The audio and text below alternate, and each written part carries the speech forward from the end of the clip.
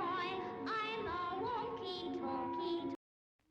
Torchy, torchy.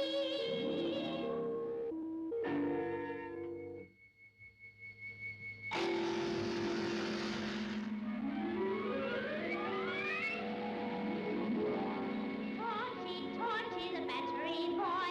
I'm a walkie-talkie toy. Press my switch, see my bulb start to gleam. It's the most magic light you have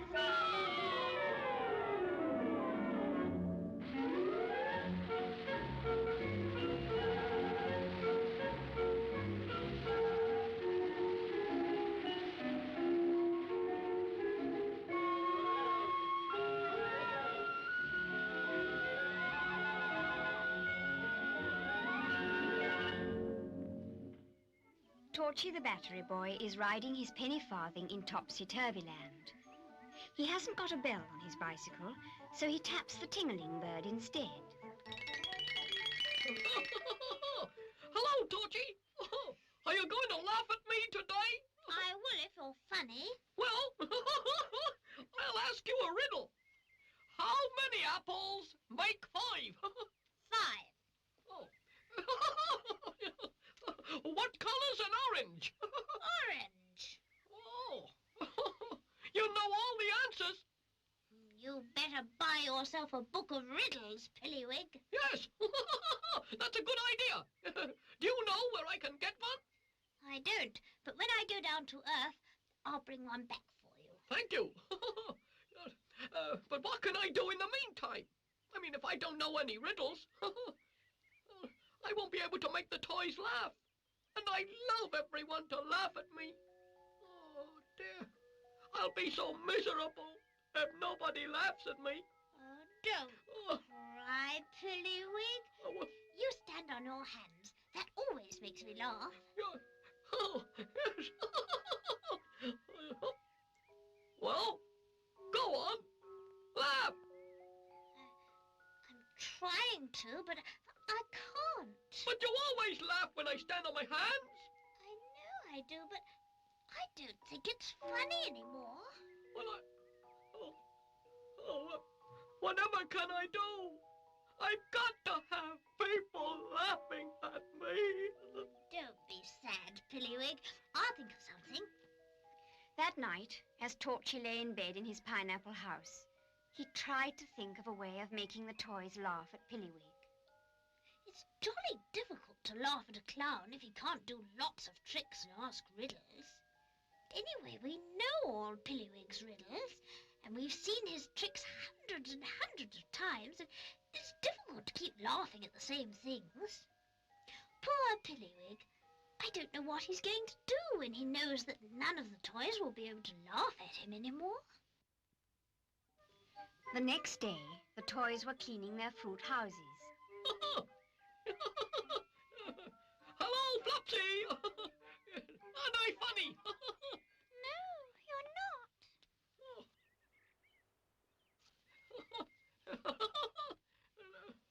Hello, Squish. Laugh at me. Why should I? You're not a bit funny. Oh, dear Torchy, will you laugh at me? I don't think I can. Oh. No, I'm sorry, Pilliwig. I can't laugh at you. Oh, how awful. Poor Pilliwig. Whatever will he do now? I'll ask Flopsy to come for a walk with me, and maybe we can think of something. Torchy and Flopsy went for a walk, and they walked and walked. Oh, Torchy, I can see the Piggle-Poggle over there. What's that? I told you, the Piggle-Poggle. I can't understand you, Flopsy. Can't you speak properly? You know very well I can't. I'm a little rag doll, my seams are all undone. Pom-pom pulls the cotton wool and I start flopping down. Flopsy, Flopsy, I have such an empty head. I forget so many words. I say pickle-pole ones instead. If I washed my face, I would be so tiggle-toggle. If I washed my hair, I would be so wiggle-woggle. I am filled with stuffing, but it keeps popping out. Pom-pom bites everything in sight, and I begin to shout. Flopsy, Flopsy, I am looking such a sight. When I see my face in the glass, I begin to scream with fright. That's such a funny song, Flopsy. It isn't meant to be funny, you know. Oh, dear little rag doll. I love you even though you do look a sight. Thank you, Torchy. Come on, I'll race you to the piggle-poggle. Flopsy and Torchy ran down the road, and suddenly Torchy knew what Flopsy was trying to tell him, for in front of him he saw the sea. What a lovely sandy beach this is. And what a sparkling blue piggle-poggle. We'll have to come here for a picnic. We certainly will. I wonder what's on that island in the middle of the sea. It looks most exciting. There's a boat over there, too. Maybe we can go out to the island and have a look. That's a good idea. Come on, let's go now. Torchy started to row the boat across the sea. Oh, dear. Oh, the sea is choppy. Oh, can we turn back? There's no point in turning back now. We're almost there. But I feel siggle-soggle. Poor thing. Put your head down between your knees and you'll feel better. I think I better lean over the side of the boat instead. Oh, dear. We're nearly there, Flopsy. And when we arrive, we'll get out and explore the island.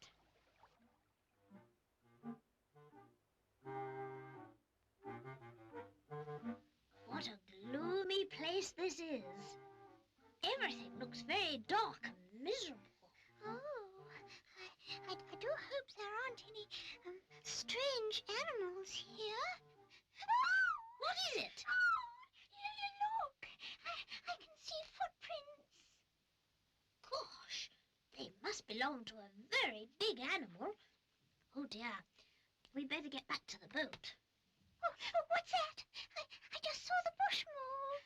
Maybe there's something hiding behind it. Who is it? Nobody's answered. Then let's go nearer and have a look.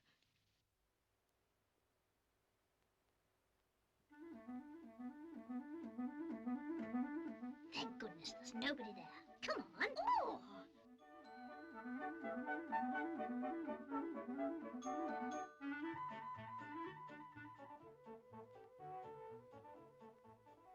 Who are you? I'm an animal, of course. Hello, Hello. What's your name? Ina. How funny. It isn't funny at all. I used to belong to some American children, and they never said hello. They always said hi. So they called me Hi Ina. But Ina is really my proper name.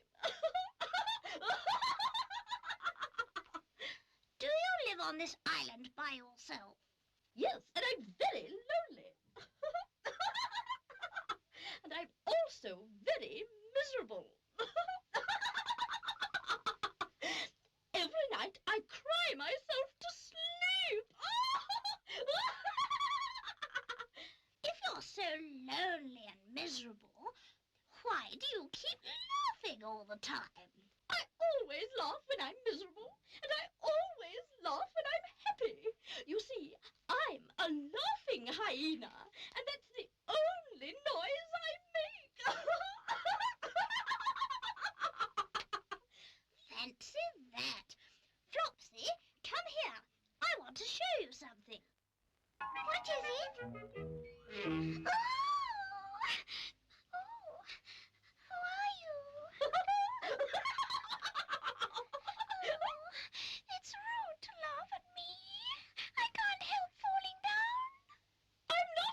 laughing at you. Of course you are. Of course you are. I can hear you. I can't help it. I always make that noise. She's Ina, the laughing hyena. Oh, fancy that. Oh, Torchy. We must take her back to Fruitown, and she can live with Pilliwig. What a wonderful idea. Then Pilliwig will always have someone to laugh at him, whether he's funny or not. Would you like to live with Pilliwig, Ina? I'd love to. Come on then, and we'll row back across the sea and go to Fruitown. Pilliwig the clown was waiting for Torchy. Oh, I wonder where he can be. He promised to try and think of something to help me to be funny. Hi, Pilliwig. Are you going to make me laugh today? I don't know. I'll ask you a riddle and find out. How many apples make 5? Oh, 5, of course. What color's an orange? Orange, of course. Oh, gee. Can't you think of anything new? No, I can't. That's the trouble. No one will laugh at me anymore.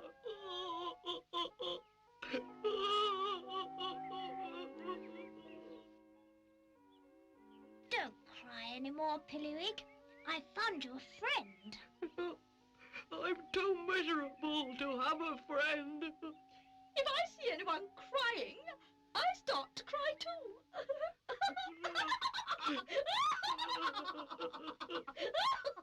Oh, good gracious.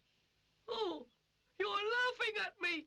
I always laugh when I cry, and I always laugh when I laugh. I'm a laughing hyena. Oh, I'm so happy. Torchy, Torchy, Torchy, Torchy, the little battery boy.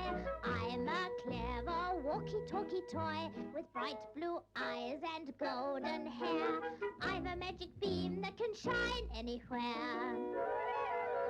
Torchy, Torchy, the little battery boy.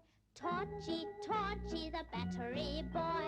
I'm a walkie-talkie toy. Press my switch, see my bulb start to gleam. It's the most magic light you have seen.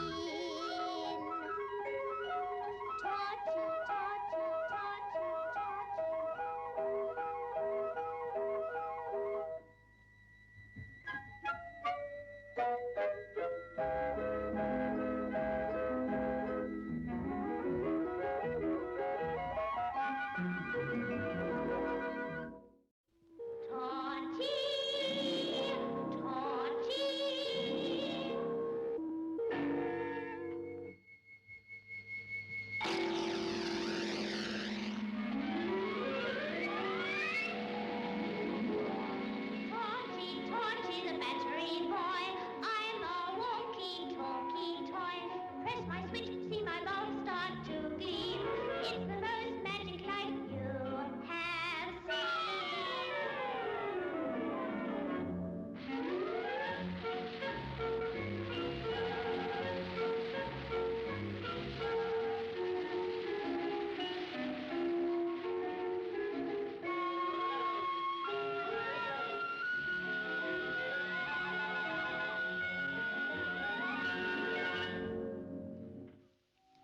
Mr. Bumbledrop had a poodle called Pom-Pom, but a big wind blew her and a lot of other toys into the sky, and now they live on a twinkling star.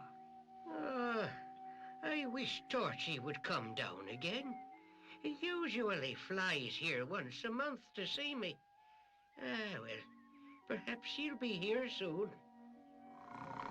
That night, as the old man dozed in his chair, Torchy flew across the sky in his rocket and landed in the garden. But Mr. Bumbledrop didn't hear a thing, because he was fast asleep, and he didn't even hear Torchy and Pom-Pom come in. I'll pull his beard and wake him up. Oh, who's pulling my beard? Why, it's Torchy. Hello, dear old Bubble Wubble Drop. Ah, and Pom-Pom's here too. My little woolly Pom-Pom. It's so funny for me to hear Pom-Pom bark instead of talk. I've never heard Pom-Pom talk. Then you should come to Topsy-Turvy Land, for that's where animals can talk and toys can walk. I will come one day, but I don't like to leave my garden and all the flowers. Can't the children water the flowers for you? I'm afraid the children aren't behaving very well lately. Don't tell me Bossy Boots is naughty again. Bossy Boots is all right, but it's bad boy Bogey. What does he do? He's got a toy called Pongo the Pirate, and he makes him walk along a plank until he falls into the pond. You're quite right to growl, Pom-Pom. There are so many naughty children that I don't know what to do. I know a song like that. I'll sing it to you. So many naughty children, I don't know what to do. So many naughty children, just you and you and you. They never say please or thank you. They don't ever close a door. They scribble all over the bedroom walls and leave their clothes on the floor. What shall we do to them? Send them up to bed. If they are naughty again, then smack them hard instead. So many naughty children, lots of girls and boys who never mind their manners and never care for toys. They never wash their ears or neck, they've dirty fingernails.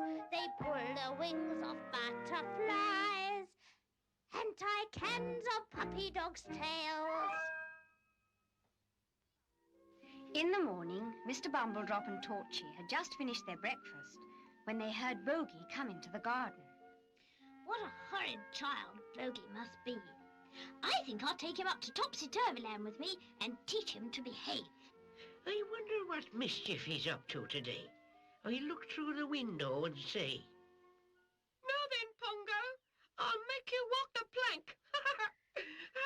You can't move, can you? Because you're just a stupid toy. So I'll push you in instead. What a horrid thing to do. Who said that? I did. Oh, well, I never. What a little boy you are. I'm not a little boy. I'm a little toy, and I've got a torch battery inside me so that I can walk and talk. Oh, really? Then I think I'll play with you. Come on, I'll chase you around the garden, and if I catch you, I'll throw you in the pond. That's not a nice game. It is for me. Well, I don't want to play it. I've got a better idea. Why not come for a ride in my rocket? Cool, that'll be super. All right. You wait here, and I'll go and tell Mr. Bumbledrop.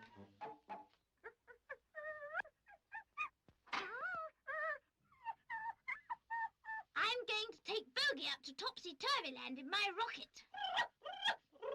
No, you can't come with me now, Pom-Pom. You stay and look after Mr. Bumbledrop. But I'll take you with me next time. Goodbye, Mr. Bumbledrop. Goodbye, Poodle. Goodbye, Torchy. There, Pom-Pom, don't cry. I know you want to go, but I'd love to have you keep me company a little while longer. Ah, I can hear Torchy taking off now. There he goes. He's gone. Goodbye, Torchy. Don't forget about us when you reach the twinkling star. In Topsy-Turvy Land, the toys were playing in the lollipop field. There was Flopsy the rag doll, Whirly the humming top, and Daffy the donkey. Aren't you going to play with us, Daffy? I haven't time. I've promised to be back at the Orange Peel Palace by 4 o'clock. Goodbye. Daffy the donkey walked along the road, and suddenly he stopped and brayed. I can see the rocket. And that means Torchy's come back to topsy-turvy land. Won't the toys be surprised? Hello, Torchy. Who have you brought back this time? Bad boy Bogey. Go on, Bogey. Say how do you do to Daffy. I'm not going to say how do you do to a donkey. I want to go back to Earth. I want to be big again. You can't be big while you're on topsy-turvy land. Up here, children and grown-ups become the same size as toys. I don't want to be the same size as toys. And where's my toy, Bongo the pirate? Did you bring him in the rocket with you? Yes. And when we landed here, he ran away. Good gracious, where can he be? Pongo the pirate was hiding by a bush near the river.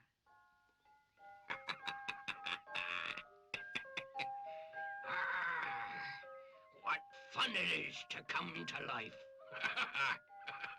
I'm never going back to Earth with Bogey. I'll stay here and be nasty to all the toys. But I'd better hide in case Torchy's looking for me. We must find Pongo the pirate. I think we should teach Bogey a lesson first. I don't want to be taught a lesson. Nobody's asking you. Come on, Bogey. Let's go to the river, and I'll make you walk the plank. No! Oh, yes. Come on. Oh, Daffy, I think I'll let you teach Bogey, and I'll go and look for Pongo. Daffy pushed Bogey all the way along the road, and every time Bogey stopped walking, Daffy gave him another push from behind. In no time at all, they reached the river, and Daffy pushed Bogey onto the plank. Go on now. Start walking. No! Do as I say, or I'll give you a push. I don't want to fall in the river. I'll drown. It isn't deep enough for you to drown. You'll only get wet. I don't want to get wet. Neither did your toys, but you pushed them in the pond just the same. Go on now. A bit more.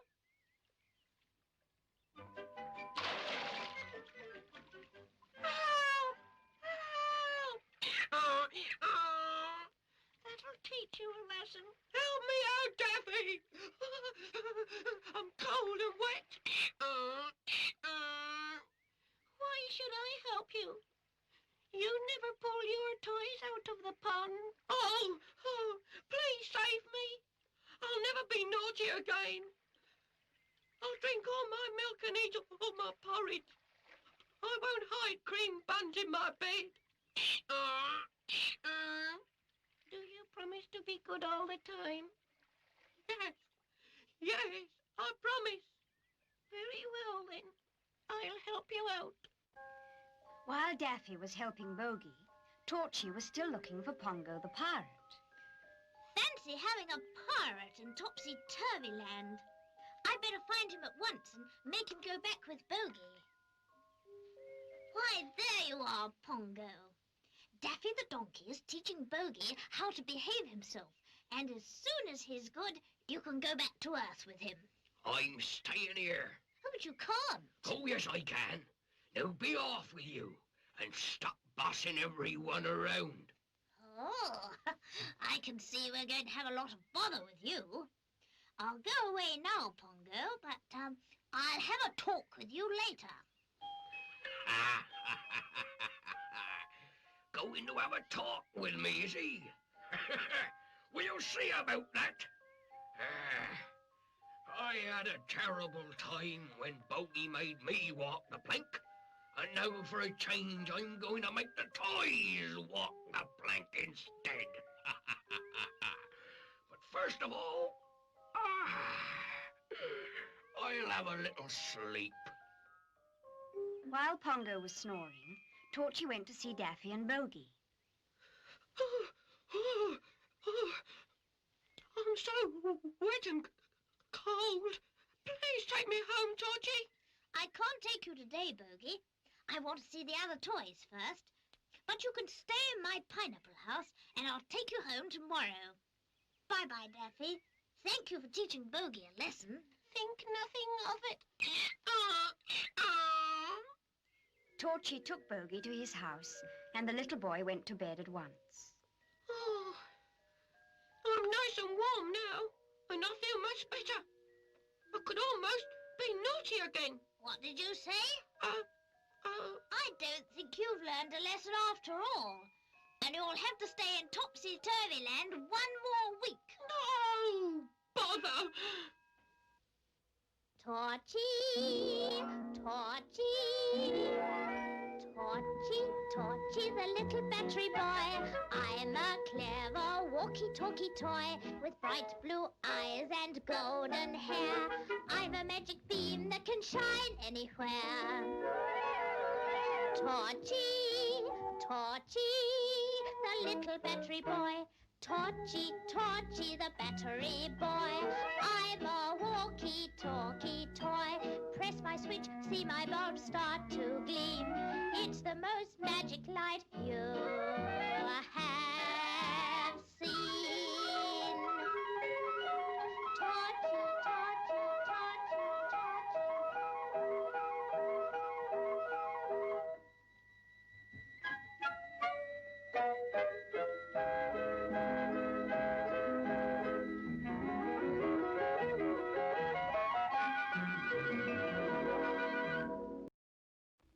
Torchy, Torchy.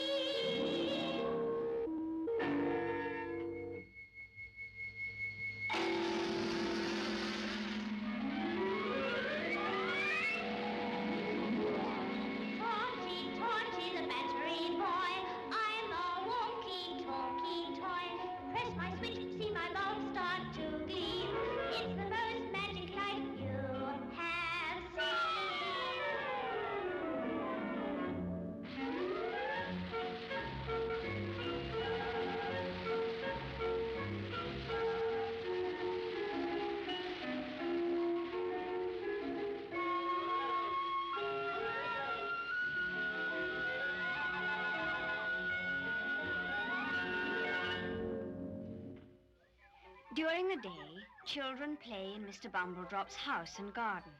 And when they go home at night, some of them forget their toys. If the wind blows hard enough, it sometimes blows the toys up into the air. Look, it's happening now. And the toys will be blown up into the sky until they reach Topsy-Turvy Land, which is really a twinkling star. On Topsy-Turvy Land, the toys have their own playground. And Torchy is sitting on the swings. More and more toys are arriving on Topsy-Turvy Land, and if children go on being naughty, every single toy in the world will come up here. Hello, Torchy. I'd like to go and play with the toys who live on the far side of the mountain. So would I. Let's get Pom-Pom and we can go together. Pom-Pom the poodle was licking a puddle of chocolate sauce underneath the peanut tree. How lovely it is to live here. There are puddles of chocolate sauce and lots of crunchy bones buried underneath the ground. I think I'll dig up a few bones and give a party. Hello, Torchy. Where are you going? To see the toys who live on the far side of the mountain. Would you like to come? Yes, please. Soon the three friends came to the big mountain, where all the other toys lived in caves. Where are you, Whirly? Teddy Bear, over there. Where's Gilly-Golly? There doesn't seem to be any answer. Maybe they've gone out. Why, there they are, hiding behind the bushes. You wait here and I'll go and see what's the matter.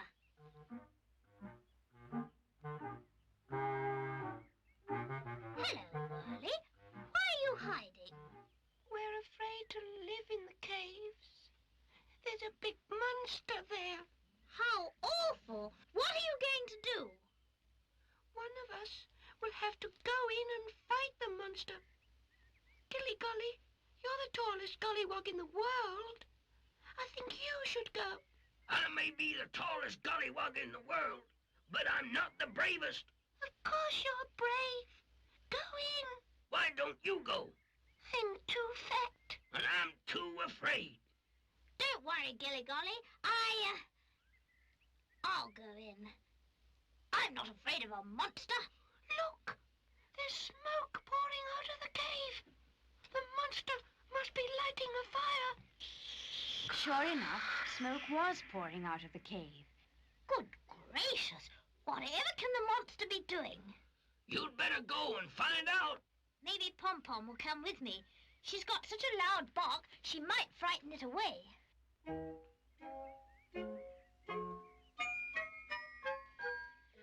Would you like to come into the cave with me, Pom-Pom? Well, I wouldn't like to, but I will, because you're my friend.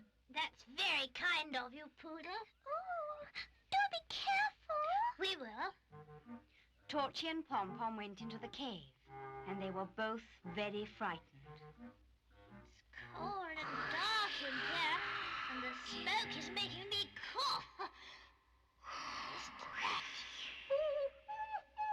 It sounds like a very big dog to me. Oh, maybe it's an Alsatian or a St. Bernard. Maybe it's a giant. Oh, please, let's go outside, Torchy. Please. We can't do that, Pom-Pom. If we don't catch the monster, none of the toys will be able to live in their caves anymore. I'm sure he must be at the far end. Let's see if we can find him.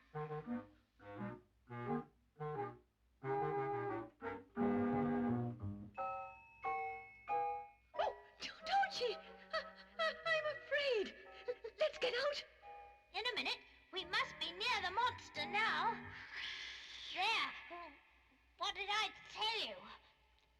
Monster, come out of the cave at once and let the toys live here. I've nowhere else to go. Oh, did you hear that? Yes. And look at all the sparks in the air. They look like fireworks.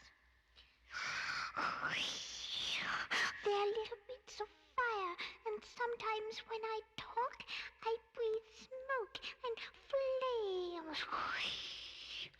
Oh, how awful. You must be a terrible monster.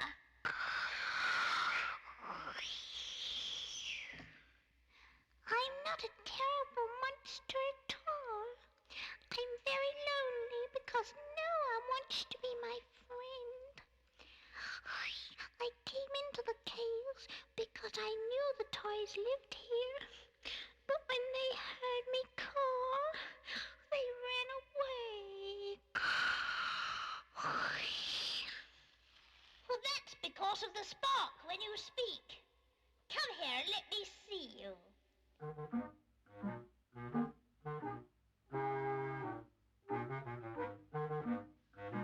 Why, you're a baby dragon.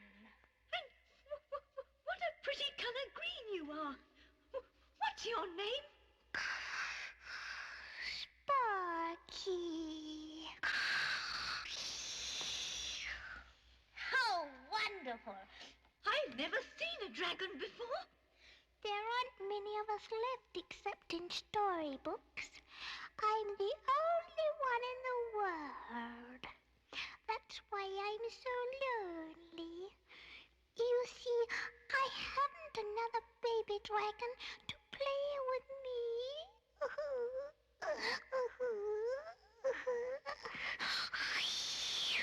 Oh, please don't cry. You can come to Fruitown. We've always wanted to have a baby dragon, haven't we, Pom-Pom? No, we haven't. Pom-Pom! I mean, yes, we have. Now, I'll tell Whirly and the toys they can come back to their caves and we'll go home. We're in Fruitown now, Sparky. Would you like to live in my pineapple? The smell of pineapple makes me sneeze.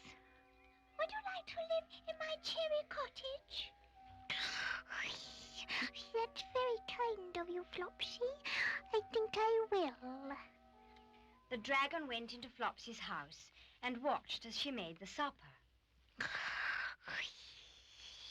What are we going to have to eat? Fruit tart and ice cream, and then cream buns and orange juice. I never eat fruit, and I never eat cream buns. Oh well, what would you like? Pepper pie and ginger tarts. If I don't eat hot things, I won't be able to breathe flames and smoke. I never thought of that. You wait here, and I'll go into the wood and pick some peppercorns to make a pie for you. Flopsy went into the wood and picked some peppercorns from the pepper tree. Sparky's pie is going to be very hot indeed. How funny to like pepper. I'll go home and make the supper at once. Oh dear, this pie is so hot it's making my eyes water. I better hurry up and do it, or Sparky will be hungry. But Sparky had forgotten about being hungry because Pom-Pom had come to keep him company. Just wait until you taste the pie Flopsy is making. It's very special. Has it got chocolate in it? No. Has it got meatballs in it? It's got much nicer things than meatballs and chocolate. Nothing could be nicer than meatballs covered in chocolate sauce. Oh, yes, it can. Just you wait. Here you are. The pie is ready. Oh, hello, Pom-Pom. Are you going to stay for supper as well? Yes, and Sparky's going to let me have some of his pie. Oh, but he can't. I've made it only for him. That's not a nice way to talk, Flopsy. You must share things. But I know Pom-Pom won't like it. Yes, he will. Now sit down and be a good girl. Oh, I'm going to get some water. I don't need water. And neither do I. What a stupid poodle Pom-Pom is. She'll be sorry she didn't listen to me when she eats that pie. She'll burn her tongue.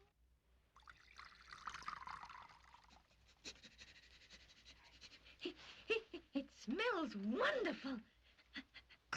Have a bite.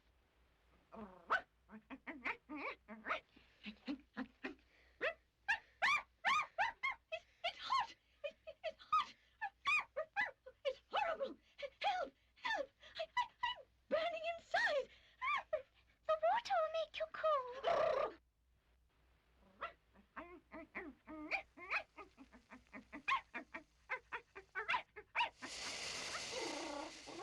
What a nasty dragon you are! Fancy giving me that horrible pie! It isn't horrible. It's wonderful. No, it isn't! I burnt my mouth and my tongue! Don't cry, Pom-Pom. Look, I've got a little bowl full of meatballs and chocolate sauce. Just for you. Oh, Flopsy, how kind you are! And I'll never eat any of Sparky's food again! Torchy, Torchy, Torchy, Torchy, the little battery boy. I'm a clever walkie-talkie toy with bright blue eyes and golden hair. I'm a magic beam that can shine anywhere. Torchy, Torchy, the little battery boy. Torchy, Torchy, the battery boy. I'm a walkie-talkie toy. Press my switch, see my bulbs start to gleam. It's the most magic light you have seen. Torchy, torchy, torchy,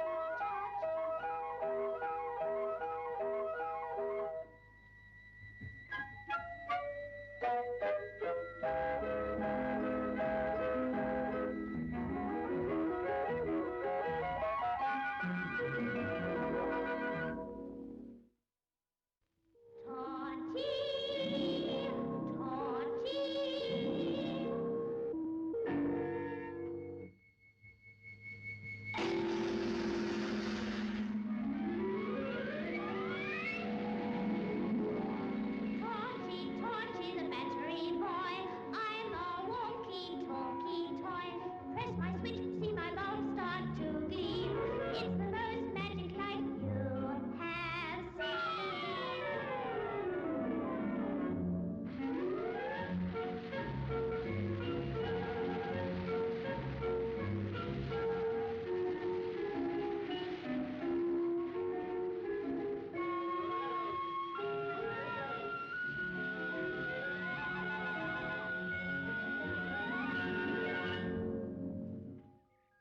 If you've never seen houses made of fruit, you should go to Fruitown in Topsy-Turvy Land. Inside a lemon house, Torchy was taking the curlers out of Pom-Pom's hair. I do wish I wasn't the only poodle in the world with straight hair. But it's nice to be different. No, it isn't. What's the matter? You're pulling my hair. Chase a cat around a tree. Can't you be more careful? I'm sorry, Pom-Pom. Let's have a game and you'll forget all about it. I don't want to have a game. I want you to switch on your magic beam and see how the naughty children are behaving down on Earth. That's a good idea. And let's look at Bossy Boots. Magic beam that is so bright, will you shine your lovely light? Is Bossy Boots behaving as she should? Is she bad or is she good? Torchy pressed the switch on his jacket, and there was a noise like a blue bottle on a window pane. The light in his helmet grew brighter and shone all the way down to Earth, where Bossy Boots was playing in Mr. Bumbledrop's garden. What fun we're having on the seesaw. Up we go and down we go. It's my turn now. Get off. Oh, we've only been on it a little while. I don't care. Get off or I'll push you off. Leave my brother alone. No, I won't. I'll push you off too. Oh, how horrible you are. Come on, Bobby. Let's leave Bossy Boots on her own.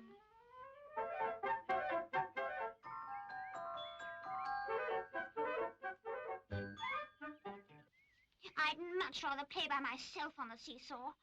Now, up we go. Oh dear. I can't bounce on my own. Bobby, come back. Bother. They've run away. That serves you right. I was watching you through the window, and you were very naughty. Nah. Be quiet. Be quiet yourself. Ah, well, I can see you've forgotten all the lessons you learned when you were in Topsy-Turvy Land. If only Torchy could see how you're behaving now. But Torchy could see, and he was most upset. I'll have to go down in my rocket and bring Bossy Boots back here. Then the toys can teach her how to behave herself. Don't be away too long. I won't. Bye-bye, Poodle. Be a good dog. That night, Torchy flew across the sky in his rocket. Faster and faster he zoomed, past the stars and the moon, and down towards the Earth. Oh, I love riding in my rocket. It's the best fun in the world. In my little rocket, shiny new, I will fly very high up into the deep blue sky. I will wave the earth goodbye. If you like, you can come too. I will find the biggest star that twinkles very bright. It glitters like a diamond and sparkles through the night. I will pass the moon and the clouds are raised. I will to count the stars as I zoom out into space. In my little rocket shiny new, I will fly very high up into the deep blue sky. I will wave the earth goodbye. If you like, you can come too.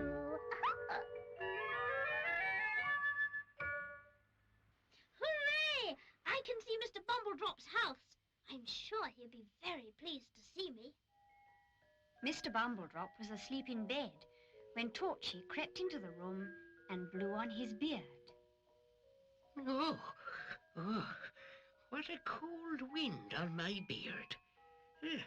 I must have left the window open. Why, Torchy, you've come down to see me. Dear Mr. Bumbledrop, how are you?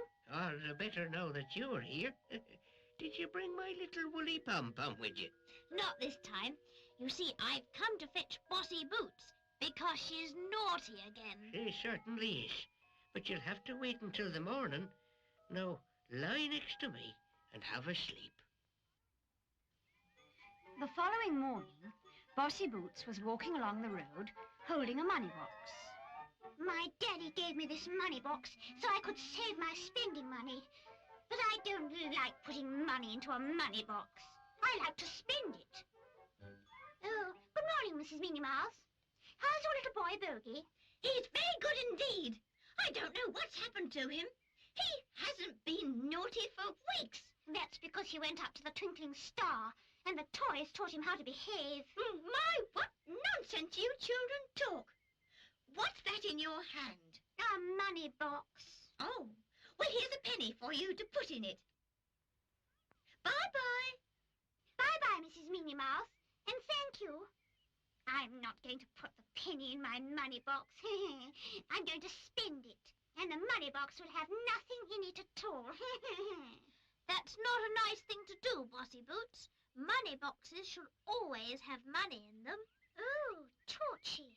What are you doing here? I want to take you to Topsy-Turvy Land with me. I don't want to go.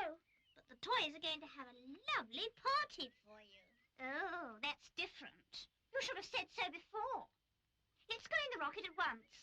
I can't wait to get to Topsy-Turvy Land now and have my party. Whirly the Humming Top and Sparky the Dragon were playing draughts outside their cave in the far mountain when they heard the noise of the rocket. That sounds like Torchy coming back. I wonder if he's brought a naughty boy or girl with him this time. I think I'll spin along and have a look. When Whirly reached the rocket, he found Torchy and Bossy Boots there. Goodness me. So you've come back again, have you? Yes, I have. The toys are giving a party for me. What sort of party, Torchy? A very special one. Do tell me what it is. There's only one toy who can tell you that. Now go to my pineapple house and I'll bring you the toy who'll tell you all about your surprise. Oh, goody. Come on, Whirly. As soon as Whirly and Bossy Boots had gone, Torchy found Clinker the money box.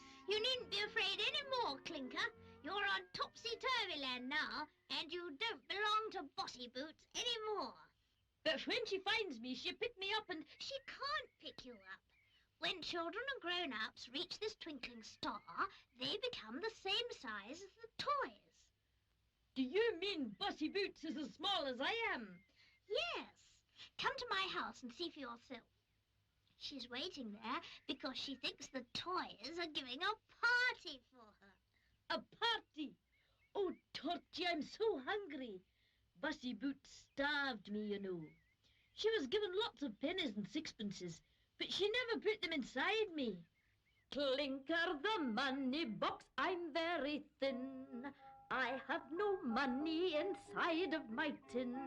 Can you spare a bob or two? If you can't, a penny will do. Clink, clinker, clink, clinker. Clinker the money box, rattle my tin. I am so hungry that I'll eat a pin. When I'm hungry, I always frown.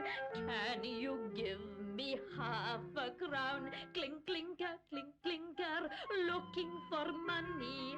I need some silver inside my tummy. Can you spare a bob or two? I must have some money to chew. Poor Clinker. Here, I've got 2 pennies for you. Oh, lovely grub. Here, let's go to your house. I can't wait to see Bossy Boots.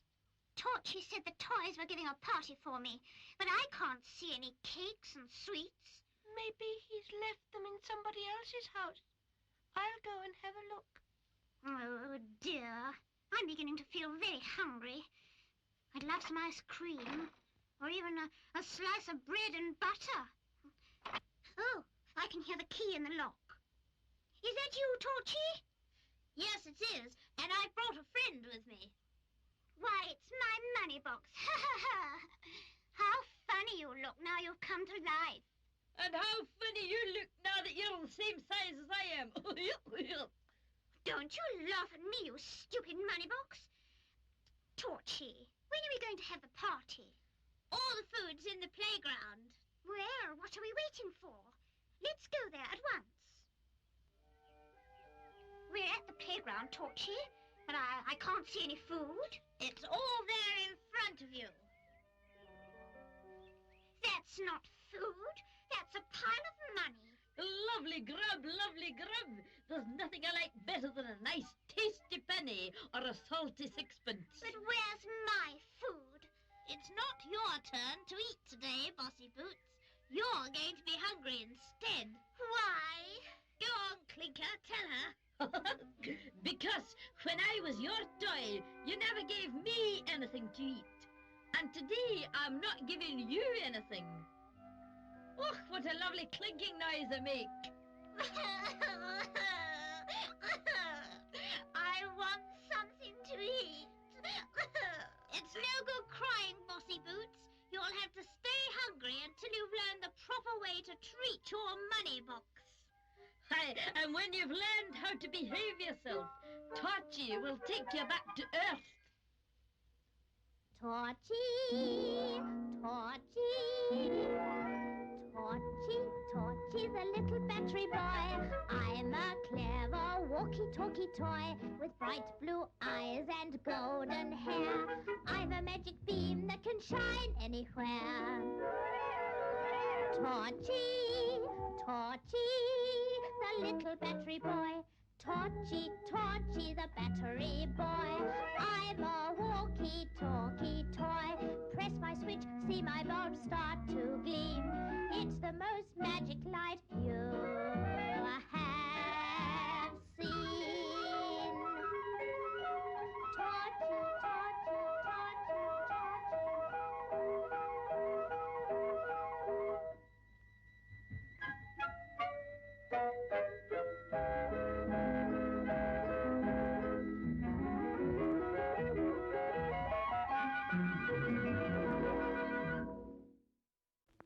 Torchy,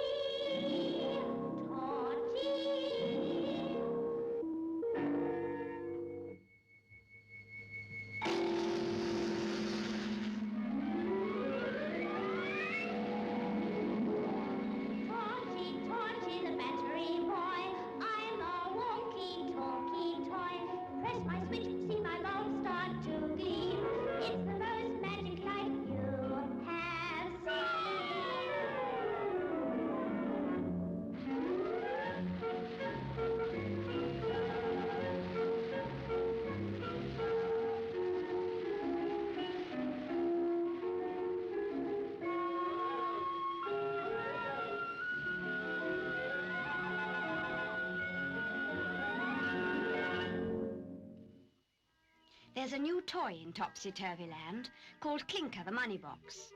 He used to belong to Bossy Boots, but she never put any money inside him, and he was always hungry. Torchy brought Bossy Boots to Topsy-Turvy Land in his rocket and taught her how to behave herself.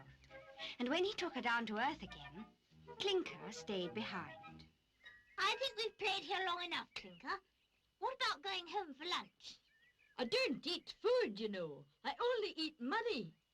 Well, we've a big pile of money in Fruitown. I'll shovel some into a bucket for you. Oh, good. I'll fetch the bucket, you fetch the shovel, and I'll meet you at the pile of money. Oh, lovely grub, lovely grub. There's nothing more tasty than a salty sixpence washed down with half a crown. I wonder where all this money comes from. I don't know. It's always been here. You've nothing to worry about, Clinker. There's enough money to last you a long time. While Torchy and Clinker went home for lunch, Pongo the pirate was sailing the sea. Ha-ha! I've a wonderful grapefruit sloop, and I don't belong to Bogey anymore. When I lived on Earth, I was his toy, but up here, no one can tell me what to do. Yet I don't feel a bit happy, because my treasure chest is empty. And what's the good of being a pirate if you haven't any gold? I'm Pongo, the pirate. I live in a grapefruit sloop, ha-ha! And with my spyglass, I spy and I peer and snoop. Ha-ha! I'm Pongo, the pirate. I love to pinch and spank. If I should catch you, I'll make you walk the plank. Pongo bad, Pongo bold, Pongo always looks for gold. Pongo bad, Pongo bold, Pongo always looks for gold. Ha ha ha ha ha! I'm Pongo, the pirate. I live in a grapefruit sloop. Ha-ha! And with my spyglass, I spy and I peer and snoop. Ha! I'm Pongo, the pirate. I love to pinch and spank. If I should catch you, I'll make you walk the plank. Pongo bad, Pongo bold, Pongo always looks for gold. Pongo bad, Pongo bold, Pongo always looks for gold.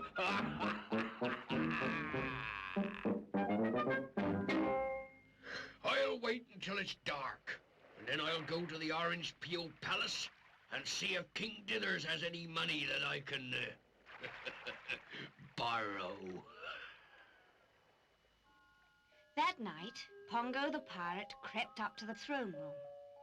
King Dithers was on his throne with a pelican bird beside him, and they were playing snap. You're not a good player, Your Majesty. I've far more cards than you have. Don't worry, you haven't won the game yet, and you're not going to either. You're just a stupid old pelican bird. Don't be rude to me, or I won't be the keeper of the jewels. No, please, don't say that. Since I've kept my jewels in your beak, I never lose anything anymore. So, that's where the king keeps his treasure, hmm? I wonder if the polycan has a lot of gold in his beak. Oh, he's opening his beak now. I'll lean closer and have a look. Open your beak wider and let me see everything you've got. Come along. 1 gold medal, 14 buttons, a nail file, and a thimble. What's happened to all my money? Don't you remember? You invited Clinker to tea last week, and he ate the lot. Oh, yes, so he did. Well, never mind. We don't need money on topsy-turvy land because everything's free. Come on, Pelican, let's play cards again. I'd better creep away before the Polycan bird sees me. So the king hasn't any money. That's terrible. I can't be a pirate unless I got gold. I'll go to Fruitown. Maybe I can borrow some money there. Pongo walked along the road, and just outside Fruitown, he heard a strange clinking noise. He peeped through the hedge and saw Clinker eating his supper. 4 half-crowns, 1 gold sovereign, and a juicy threepenny bit. That'll be all for supper. Oh, how lovely it is to be full at last. So, that's where Clinker keeps his money, huh? Oh, I'll wait until he goes away, and then I'll scoop up the rest and take it back to my boat. The next morning, Pongo sailed the high seas again, and how happy he was. I've nothing to worry about now. My treasure chest is full, and Clinker will have a nasty surprise when he goes to get some more money. Well, give me change for 6pence. Where's my food? Torchy! Torchy, come quickly. What's wrong? Somebody's stolen my pile of money. Whatever can I do? We must ask King Dithers for some. A king always has money. All right, let's go to the palace. When Clinker and Torchy reached the throne room, they found the king fast asleep on the throne. Wake up, King Dithers. We want to talk to you. Oh, hello. Oh, it's Clinker. What do you want? Somebody's stolen my money and I'm hungry. Clinker the money box, I'm very thin. I have no money inside of my tin. Can you spare a bob or two? If you can't, a penny will do. Clink, clinker, clink, clinker. Clinker the money box, rattle my tin. I am so hungry that I'll eat a pin. When I'm hungry, I always frown. Can you give me half a crown? Clink, clinker, clink, clinker, looking for money.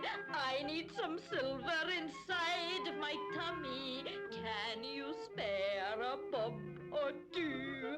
I must have some money to chew.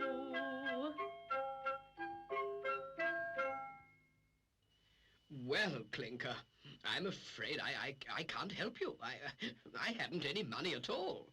But you're a king. You must have money. But I tell you, I haven't. Good gracious me, Torchy. Do you think money grows on trees? I'm not sure. We've a peanut tree and a toffee apple tree and a cream bun tree. Maybe we can find a money tree as well. Yes, well, you'd better ask your magic beam. I will. Now I'll press down the switch and see where my beam shines.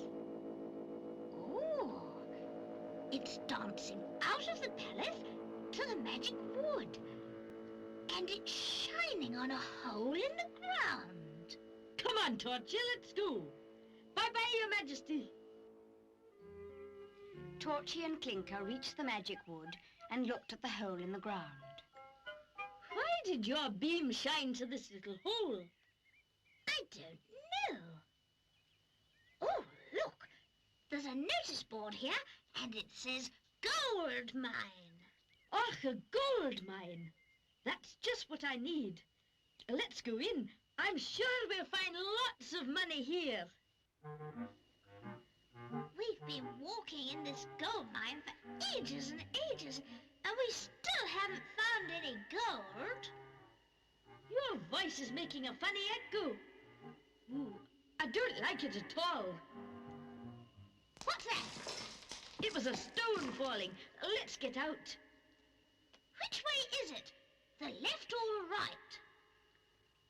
Oh dear, we're lost. Switch on your magic beam, Torchy. All right, Oh, bother, my bulb's broken. That means I can't use my magic beam. Oh, that's terrible. We'd better keep walking. We're bound to come to the end of the tunnel soon. Torchy and Clinker walked and walked and walked. I don't think I can go on anymore. Neither do I, but we've got to find a way out. Please, dear old money box, don't give up now. All right, but I'm so hungry. Oh, look! I can see 15 arms. Where?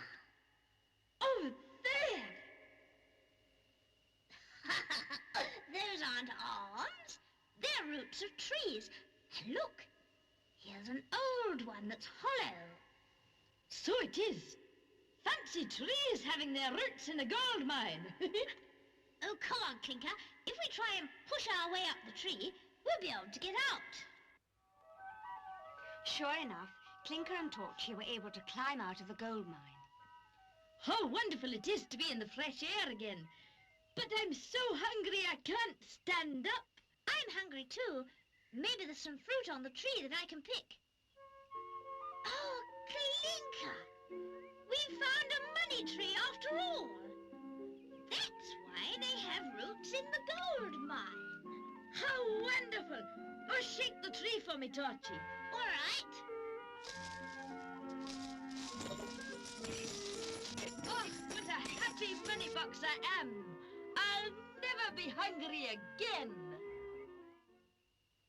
Torchy, Torchy, Torchy, Torchy, the little battery boy. I'm a clever walkie-talkie toy with bright blue eyes and golden hair. I'm a magic beam that can shine anywhere. Torchy, Torchy, the little battery boy. Torchy, Torchy, the battery boy. I'm a walkie-talkie toy. Press my switch, see my bulb start to gleam. It's the most magic light you have seen.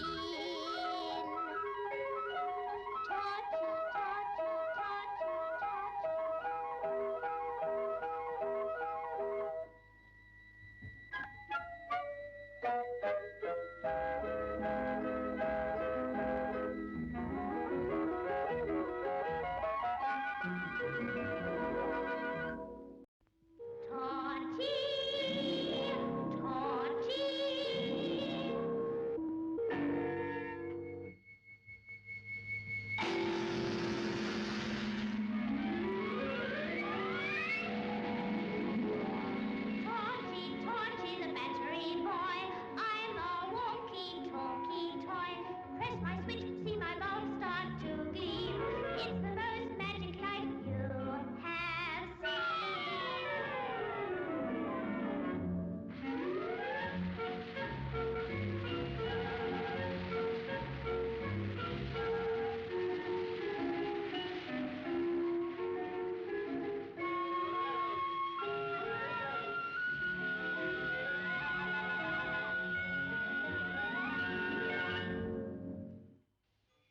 The twins are playing on the seesaw in Mr. Bumbledrop's garden.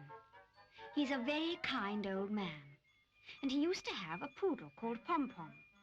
But one day, a big wind blew Pom-Pom and a lot of toys up into the air, and now they all live on a twinkling star. It must be fun to live on the twinkling star. When Torchy flies down here in his rocket, shall we ask him if he can take us back? I don't want to go. I'd much rather live here. Do bounce the seesaw a little higher, Bobby. It won't go any higher. Then jump on it. Oh, Babs, what a naughty thing to say. But I will jump on it just to see if it works. Oh, it's much more fun like this. I told you so. Maybe we should be naughty more often. Well, we'd better not let Mr. Bumbledrop see us. He doesn't like naughty children. If they're not careful, they'll break me seesaw. I've never known the twins act this way before. Oh, dear, dear, dear. I hope Torchy comes down soon. He'll have to take them back to Topsy-Turvy Land. And teach them their manners. It's getting darker now, and soon I'd be able to see the twinkling star in the sky. If only I could see my woolly Pom-Pom. How happy I'd be. Pom-Pom the poodle was chewing a bone in her lemon house, and she wasn't even thinking of Mr. Bumbledrop. I love crispy, crunchy bones, but best of all, I love meatballs covered in chocolate sauce. I must find a chocolate puddle. I haven't licked any for 2 days. If that's a cat, stay outside. Don't be it's not a cat, it's me. Oh, hello, Torchy. What do you want? Well, I came to tell you that I'm going down to Earth to see Mr. Bumbledrop. My battery's beginning to fade. There, it's better now, but I'm sure I'll be needing a new one very soon, and Mr. Bumbledrop will be able to give me one.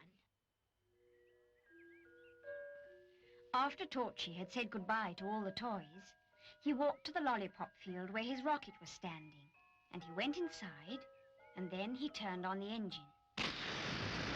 Slowly the rocket soared up into the air and zoomed across the sky. Oh, I can see Mr. Bumbledrop's house down there.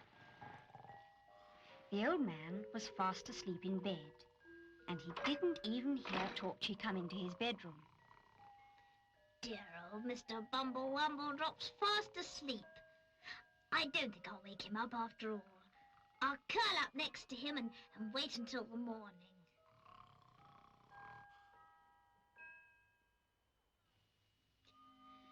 Now I've laid the breakfast for Mr. Bumbledrop.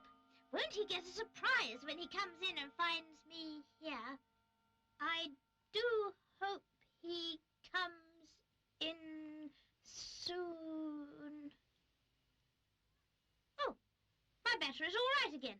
But I really must put a new one in today. Now I'll go into the garden and pick some flowers to put on the table. There we are. I've picked some lovely marigolds. I'll put them in a vase and... Oh, I can't move very quickly because my battery is stopping.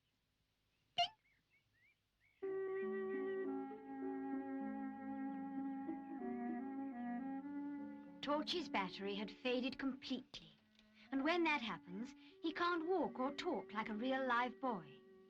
And there he lay on the ground, just an ordinary toy. That's strange. I don't remember laying the table before I went to bed. Ah, well. Good gracious, there are 2 cups and saucers here. How strange. Yes, as soon as I've had something to eat, I'll go into the garden and ask the twins if they laid me table for me. How wonderful it would be if Bobby and Babs had decided to be good again. But the twins had not decided to be good, because they were having a wonderful time being naughty. I didn't drink my milk this morning. I poured it into the teapot when Mummy wasn't looking. And I poured my cereal into the kettle. Oh, what fun it is to be bad. Let's go into Mr. Bumbledrop's garden and see what mischief we can do. Oh, I don't fancy going on the seesaw. And I don't fancy going on the swings. I think we should... Oh, well, look at this. It's Torchy. His battery must have broken and he can't walk or talk anymore. What fun. Let's take him home and put a new battery inside him. He'll run away if we do. Then we'll lock him in the toy cupboard. That's no good. If we lock him up in a cupboard, we won't be able to see him. I think we should lock him inside the old chicken run in the back garden.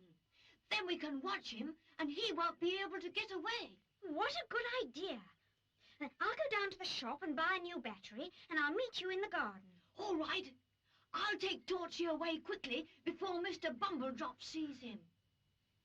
I thought I heard the twins talking, but I must have been imagining it.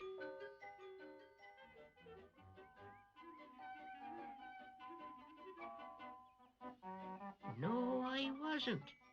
They're running out through the gate. Yes, I'd better go into the garden and make sure they haven't done anything wrong.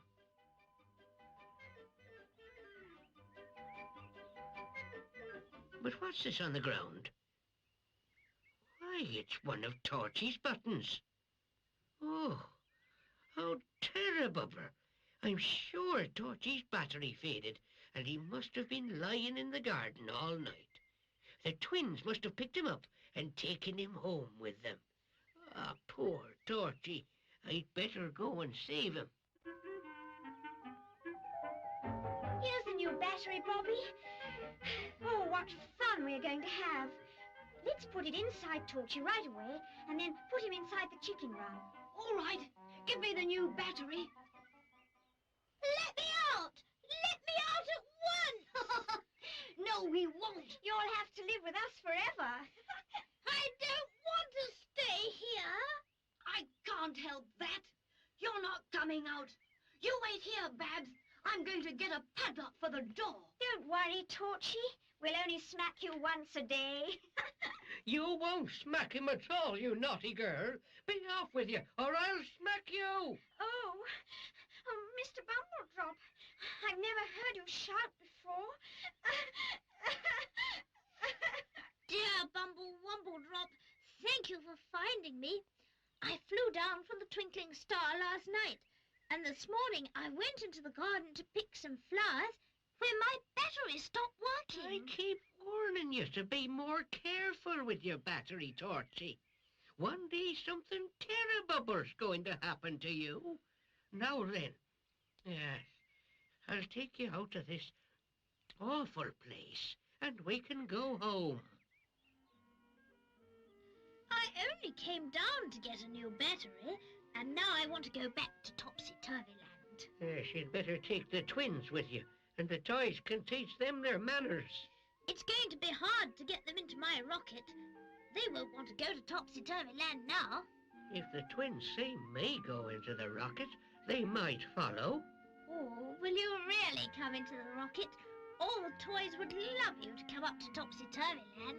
Yes, and I'd love to go.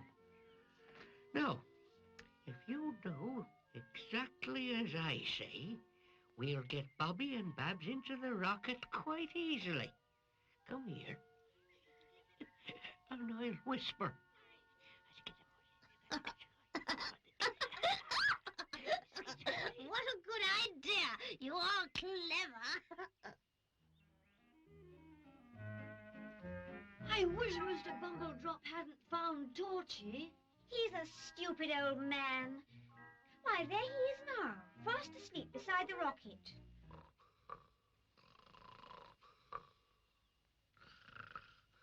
He's holding a long piece of string in his hand, and it goes right round to the back of the rocket.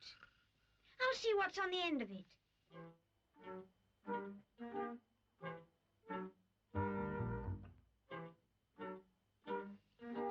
Ooh, there's a bag of toffees tied on the end. I'll go back and show Bobby. Look, Bobby, I found these toffees. Oh, how marvelous. Let's see what's on the end of this other piece of string. No, that string goes inside the rocket, and I'm scared to go in. Maybe Torchy's inside, waiting for us. Oh, don't be such a scaredy cat. Of course Torchy isn't there. And if you won't come in with me, I'll go in on my own. Oh dear, I don't want Bobby to come into the rocket on his own.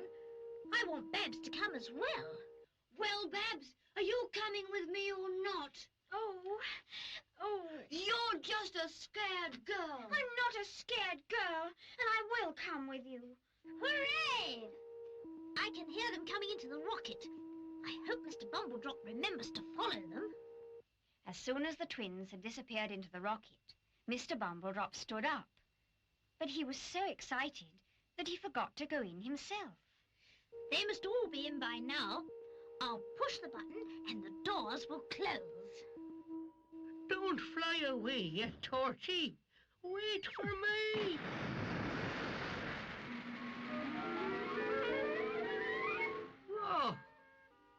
Oh, how terrible.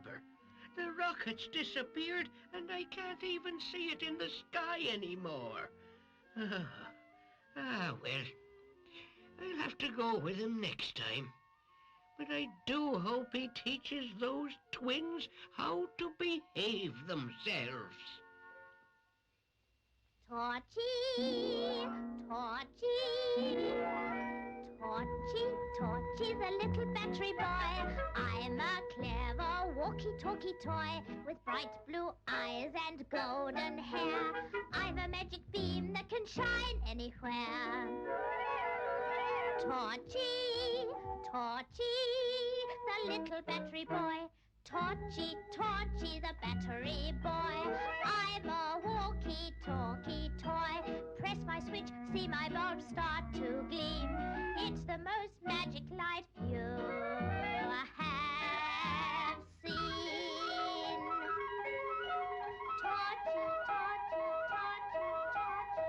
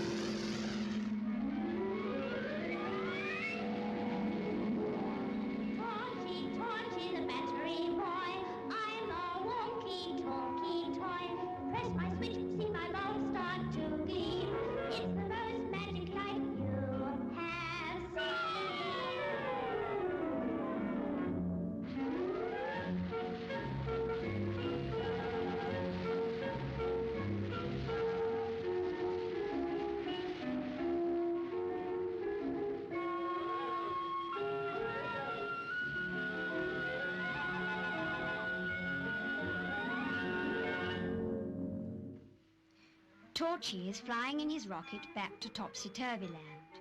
He's taken the twins with him because they were very naughty when they lived on Earth. And in Topsy-Turvy Land, the toys are going to teach them their manners. It won't be long now. We'll soon reach the twinkling star. What's happened to you, Torchy? You've got bigger. No, I haven't. You've got smaller. What do you mean? Well, when grown-ups and children go up to Topsy-Turvy Land, they become the same size as the toys. So if you do naughty things to us, we can do naughty things back to you. I don't like that at all. Take us back home. Not yet. Hooray, the sun is rising, and when we get there, it will be daytime. The toys were in the vegetable field picking vegetables. There was Pilliwig and Ina and Squish. Since I've eaten carrots and cabbage, I don't get the collywobbles anymore. Neither do I. Oh, it was awful when I had that pain in my tummy. Oh, come here, Pilliwig, and let me measure you. Haven't you finished your knitting yet? No, the scarf is very long. But Pilliwig hasn't got such a long neck. It isn't for his neck. It's for his tooth. What's that noise? It's the rocket. Torchy's come back again. Hooray! Come on, I'll go and meet him. Well, twins, here we are on Topsy-Turvy Land. Now, who should I get to teach you your manners? No one's going to teach us. Come on, Babs. Let's sit down and refuse to move. Oh, dear. We are going to have a lot of trouble with you. Welcome back, Torchy. Oh, more naughty children. I'm afraid so. Oh, dear, dear, dear, dear, dear, dear, dear, dear, dear, dear. There must be hundreds of naughty children on Earth. There are. What are you going to do with these two? I'd like to do to them what they did to me. And they put me in a chicken run. Oh, well, we haven't got a chicken run in Topsy-Turvy Land, but we could put them in a dungeon. What a good idea. I didn't know you were so clever, Pilliwig. Yes, I'm not a fool, you know, even though I do look silly. Now, you take those twins to King Dithers and let him teach them how to behave themselves. The Orange Peel Palace is where King Dithers lives. It has 365 bedrooms, one for every day of the year. And on leap year day, the king doesn't go to bed at all. Cool. I've never seen a real king before. He's not a real live king. He's a toy. But he's still a king.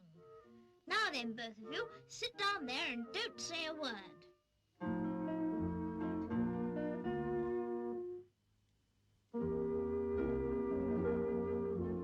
Your Majesty, I want to talk to you. Yeah.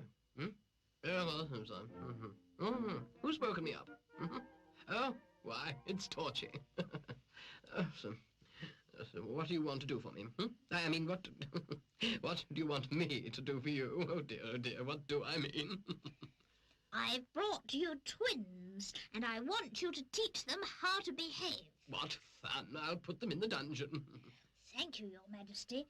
And as soon as they're good, send them back to me. Well, now, where are the twins? Oh, they're over there.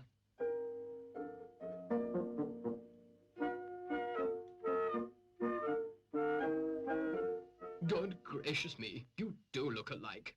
Are you brother and sister? Of course we are. We're twins. Well, how interesting. Now, come along, down to the dungeon. What are you going to do to us? Oh, I don't know yet, but I'll think of something. The king took Bobby and Babs down to the dungeon underneath his palace. It's very dark here. And it's very cold. All dungeons are cold.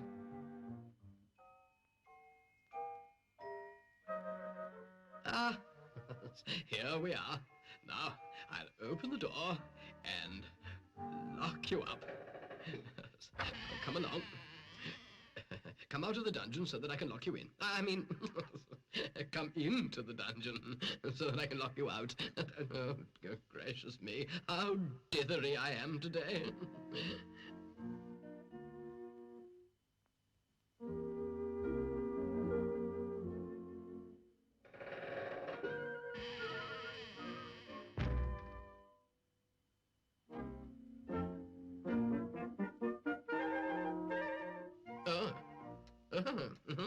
Well, what's happened? You're in the dungeon instead. Let me out. Let me out at once. Oh, you wicked children. Come on, Babs. Let's escape. The twins hurried up the dark passage, but they couldn't find the door. We've got to get out of here somehow.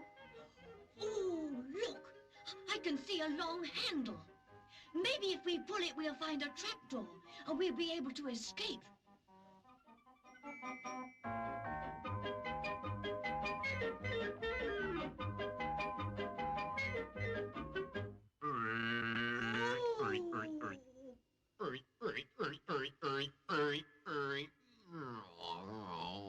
How dare you pull my nose? Oh, I'm sorry. I didn't know it was your nose. What did you think it was? An ice cream cornet? Well, we're running away from the king. He wanted to lock us up in the dungeon. Is that so? Are you two naughty children? Yes. I've heard about you from Torchy, so I'm going to teach you a lesson instead. Now come along, back down the passage. Quickly now. Help! Help! Oh, let me out, help! I must take His Majesty out of the dungeon and put you there instead. We don't want to go to prison. I'm sure you don't. Torchy didn't want to go inside a chicken run either. Oh,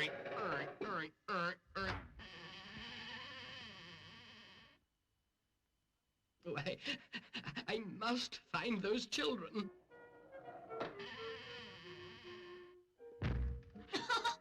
What a silly king he is. Don't be rude. Come on. Get in.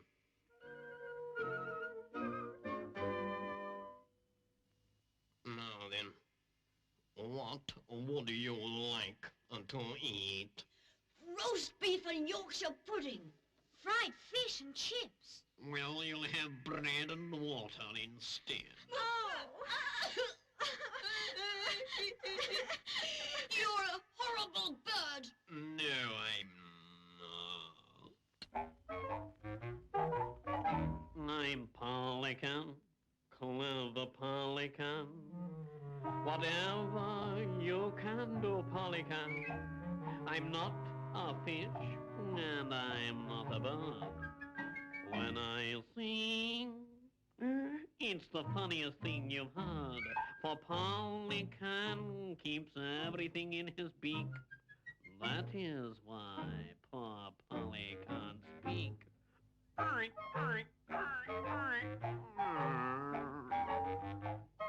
Mini, mini, ma, here we go again.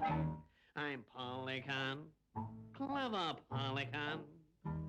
Whatever you can do, Polycan. I'm very ugly, I must admit. When I stand, I look as though I'm going to sit. If you'd got the crown jewels packed inside your beak, you'd know just why poor Polly can't speak.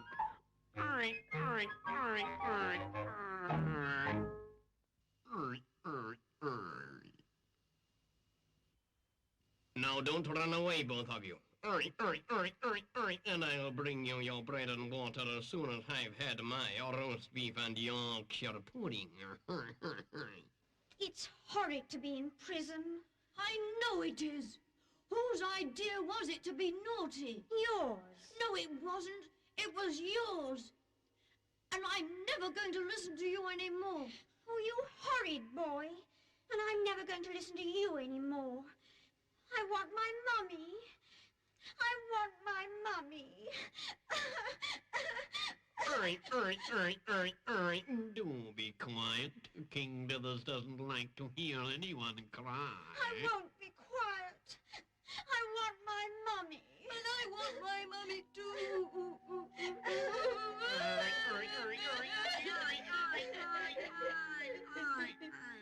Oh dear, this is awful. What will King Dithers say? My goodness me. I don't like to hear children cry. I'm sure they've learned their lesson by now. Pelican bird, bring the children back at once. Did you hear the king call? Bring the children back at once. Well, I never. How kind King Dithers is. All right. I'll take you both up to the throne room, but if you're naughty again, I'll pick you with my beak. The twins went back to the throne room and found the king on the floor. Why aren't you on the throne, Your Majesty? Because I was thrown off. Now, tell me that you're going to be good. We're going to be very good. And we'll never be nasty to toys or rude to grown-ups. And you'll never lock a king in a dungeon? Never. Oh, good. Now, you can go back to the rocket and tell Torchy that he can take you home. Torchy, Torchy, Torchy, Torchy, the little battery boy. I'm a clever walkie-talkie toy with bright blue eyes and golden hair. I'm a magic beam that can shine anywhere. Torchy, Torchy, the little battery boy. Torchy, Torchy, the battery boy. I'm a walkie-talkie toy. Press my switch, see my bulbs start to gleam.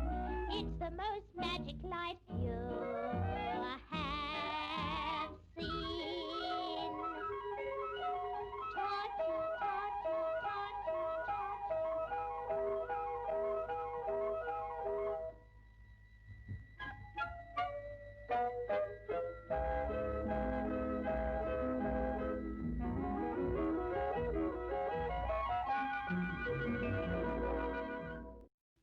Torchy, Torchy,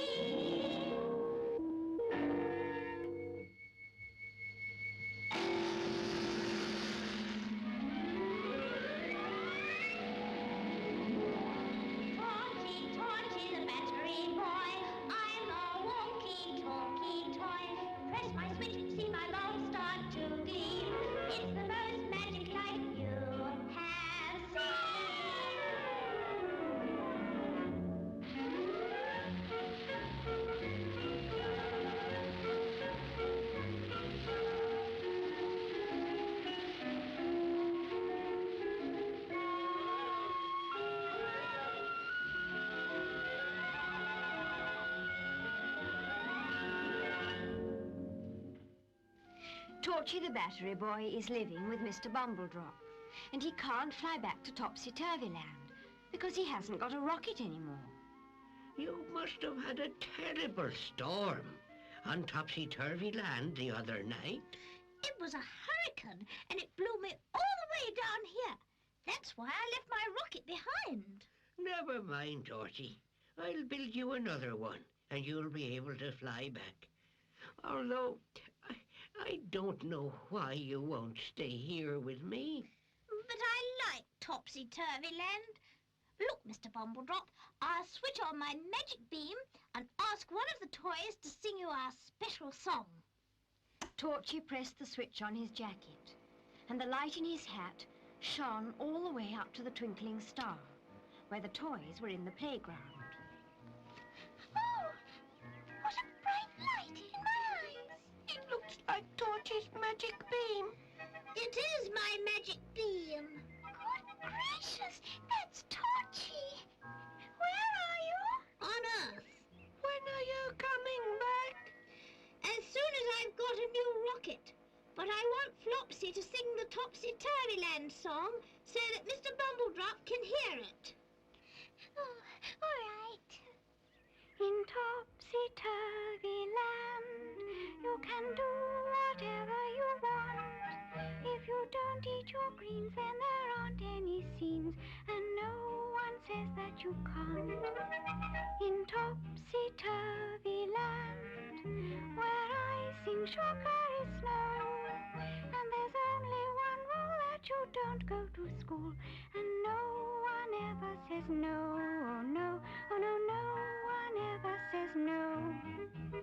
Topsy-turvy, everything's front to back. There's no such thing as punishments, and no such thing as a smack. In Topsy-Turvy Land, you can do whatever you please. We have lemonade flowers, you can drink them for hours, and cream buns all grow on trees. In Topsy-Turvy Land, you can play all day in the sun. You don't need a bed, you can stay up instead, and all you do is have fun, fun, and all you do is have fun. Topsy-turvy, everything's upside down. Animals talk and toys can walk in a topsy-turvy town. Thank you very much, Flopsy, and I hope to be back on the Twinkling Star next week. We don't want you to be away so long.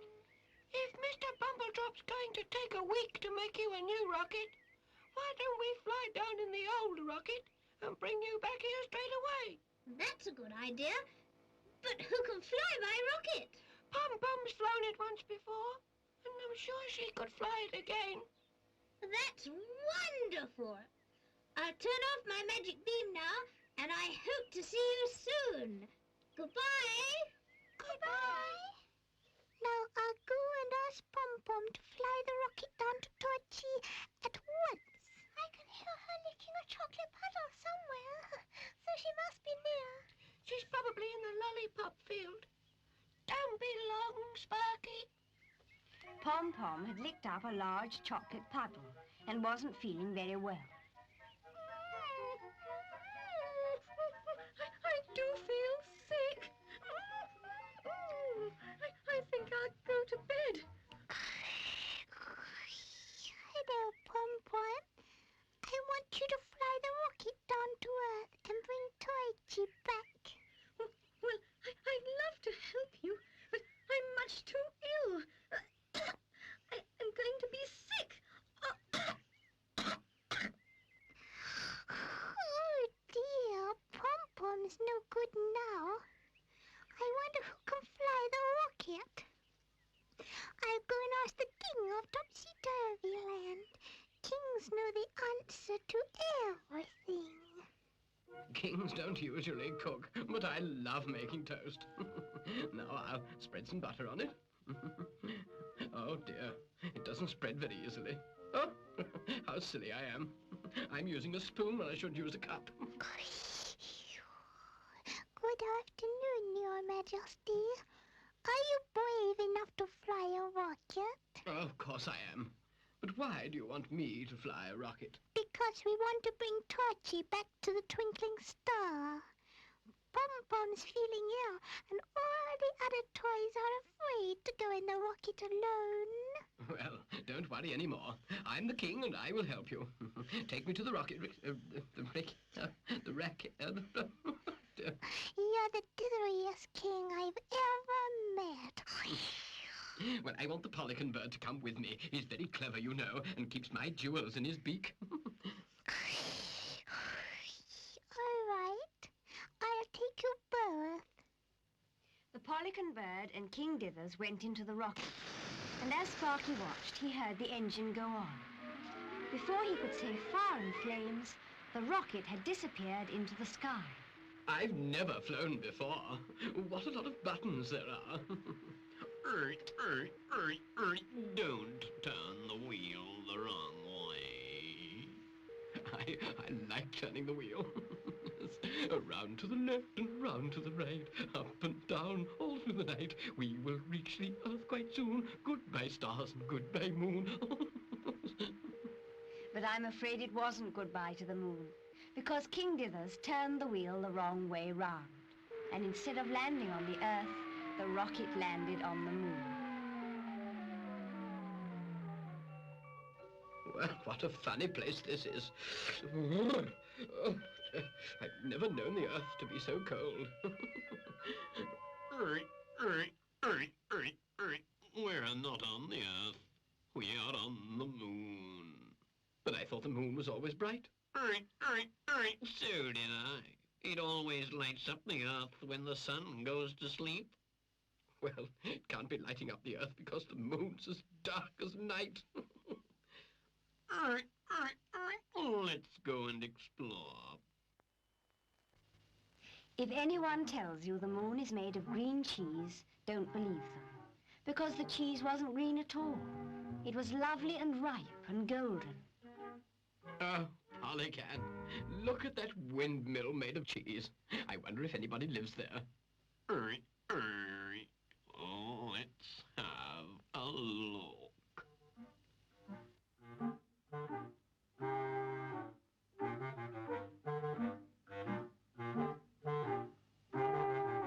Anyone in? Who is waking me up? We are. Well, come in.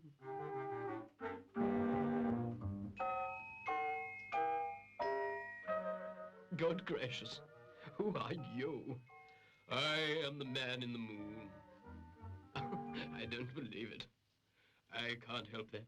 And I wish you'd go away and let me go to sleep again. You can't go to sleep. It's 6 o'clock, and the moon must come out into the sky. I've gone on strike. Oh, I'm fed up having to stay awake all night. I want to go to sleep for a change. Can't you sleep during the day? Of course not. Could you sleep with the sun shining in your eyes all day? The minute I go to bed in the morning, the old sun wakes up and glares at me.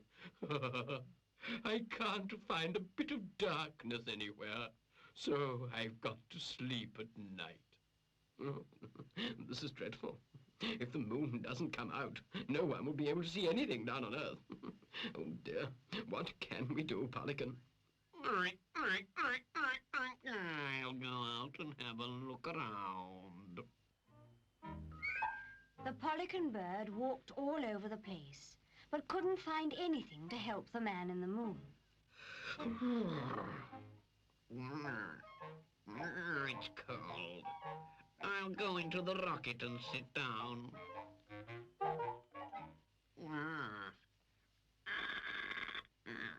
This is much better. As soon as I... What's this? Goodness, it's a pair of sunglasses. I suppose Torchy kept them in here in case he flew the rocket during the day. Oh, I've got an idea. King Dithers, I've got a marvelous idea. I've found a pair of sunglasses. I don't need glasses. My eyes are perfectly all right. But these are special ones, and you wear them during the day to stop the sun getting in your eyes. Oh, how clever you are, Polycan. I think I'll make a princess out of you. I'll make you a prince. Well, I'll try these glasses on in the morning and see what happens. Good. Now, get up and start to shine. What about my sleep? Oh, dear, dear, dear. I'm telling you, you'll sleep tomorrow morning. Yes, we'll stay here just to make sure you do. Oh, all right. I'll go out now, and I'll be back when the sun gets up. The Moon Man went outside, and when he looked back through the door, he saw King Dithers and the Polycan bird in bed. Go on, man in the moon. Start to shine, and we'll have a little sleep, and we'll go down to Earth tomorrow. Torchy, Torchy, Torchy, Torchy, the little battery boy.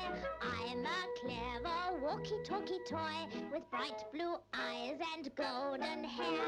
I've a magic beam that can shine anywhere. Torchy, Torchy, the little battery boy. Torchy, Torchy, the battery boy. I'm a walkie-talkie toy. Press my switch, see my bulb start to gleam. It's the most magic light you have seen. Torchy,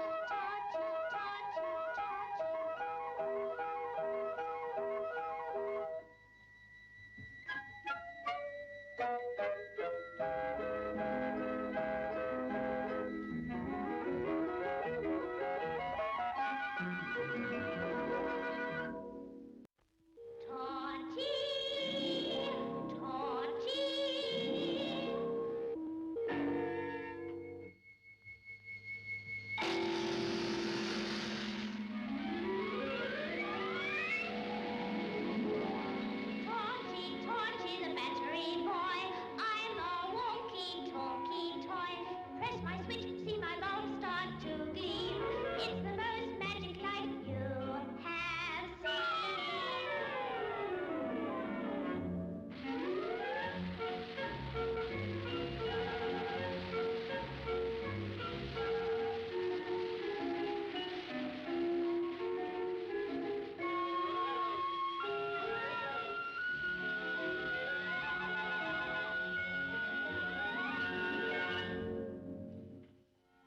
Torchy and Mr. Bumbledrop were working in the garden. Torchy didn't come down to Earth in his rocket this time. He was blown down by a big wind. The toys promised that Pom-Pom would fly down in my rocket and take me back to Topsy-Turvy-Land. Maybe Pom-Pom can't work the rocket after all. Then why don't they send another toy? I'll switch on my magic beam and ask Clinker the money box what's happening. Magic beam that is so bright, will you shine your lovely light on dear old Clinker the money box with his tartan kilt and tartan socks? Now I'll press the switch on my jacket, and as the light in my hat gets brighter, it'll shine all the way up to the twinkling star. Is it working yet? Yes, I can see Clinker by the money tree. The pile of money in Fruit Town is getting rather small, so I want to shake down some money from the tree. Ouch, mind my head. Oh, what's that light in my eyes? Why, it's Torchy's magic beam. What do you want, Torchy? I thought Pom-Pom was coming down in the rocket to save me. She wasn't very well, so we sent King Dithers and the pelican bird instead. Haven't they arrived yet? No, they haven't. I'll have to ask my magic beam what's happened to them. Goodbye, Clinker. Goodbye. What can have happened to the rocket?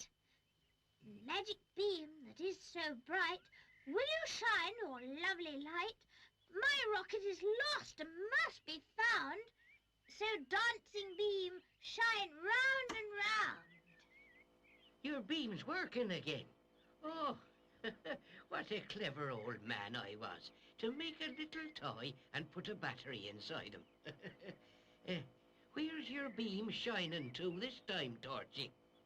It's shining up into the sky and onto the moon. But you can't see the moon during the day. I can.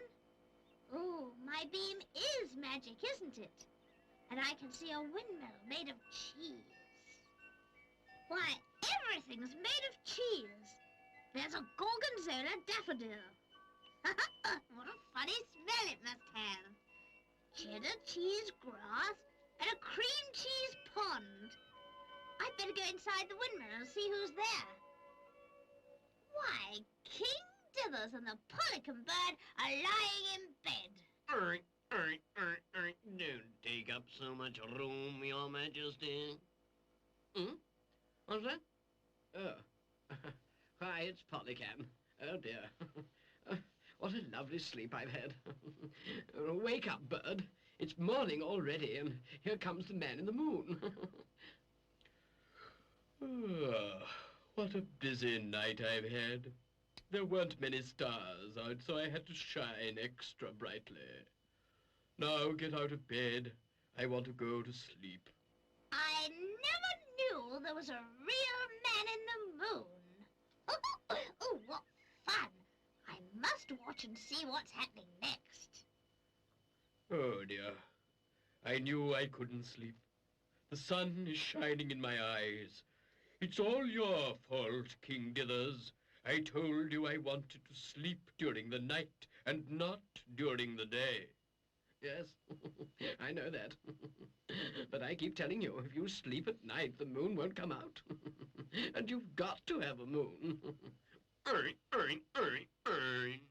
Don't you remember that I found you a pair of sunglasses? So you did. What did I do with them? Put them on, and then no matter how brightly the sun shines during the day, you'll be able to go to sleep in the dark. Oh, Mr. Bumbledrop, they're putting sunglasses on the man in the moon. I wish I had a magic beam to see it all. Oh, it's so funny. Look. Oh, how wonderful. How marvelous. How sensational. I can't see a thing. It's black, black, black. Oh, I'm so pleased. Now you'll be able to go to sleep. Thank you. Good night.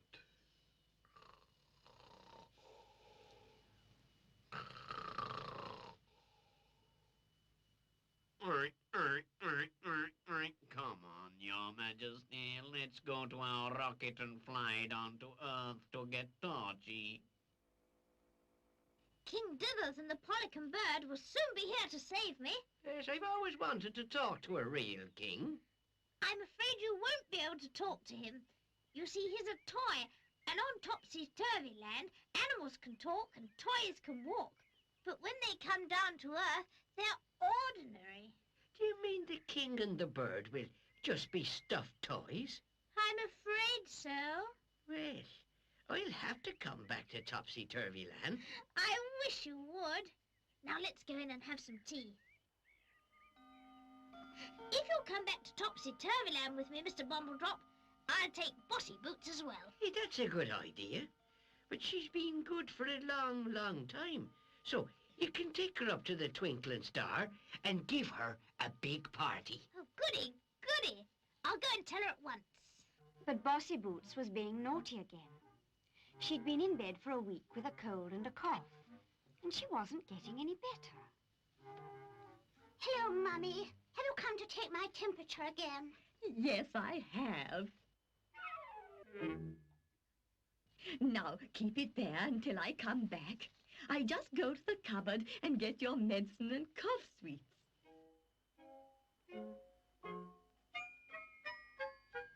Oh, dear, dear, I can't understand why Bossy Boots has such a high temperature. She seems all right and she's eating just as well as ever. It's very strange. I haven't got a temperature at all. I've put the thermometer on my hot water bottle. Aren't I clever?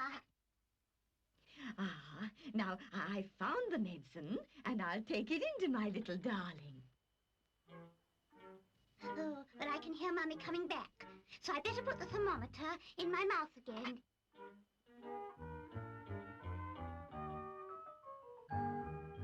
I'll put your medicine in a glass so you drink it all up. Oh, what about my cough sweets, Mummy? Oh, I'd forgotten. I'll go and fetch them. Aren't Mummy silly? I'll pour my medicine into the flower vase, just like I always do.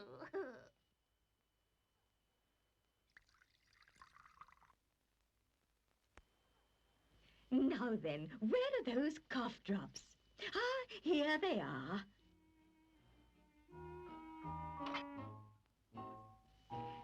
Oh, what a good girl you are, darling. You've drunk all your medicine. Yes. Now, here are the cough sweets. I love taking them because they taste like black currants. Oh, and you've eaten 2 tins in 3 days. Well, I don't think you should have any more, darling, because you haven't got a cough now. Oh, yes, I have. Oh, my poor darling. Your cough seems to have come back. I'll leave the tin here, and you can help yourself. Oh, what fun it is to stay in bed and not have to go to school. It isn't fun at all. Who said that? Good gracious! What are you doing here, Torchy? I came to take you back to Topsy-Turvy Land with me because Mr. Bumbledrop said you were a good girl and all the toys were going to give a party for you. Oh, I love parties. I'll get up at once. Mummy, can I have my clothes? Of course you can't have your clothes.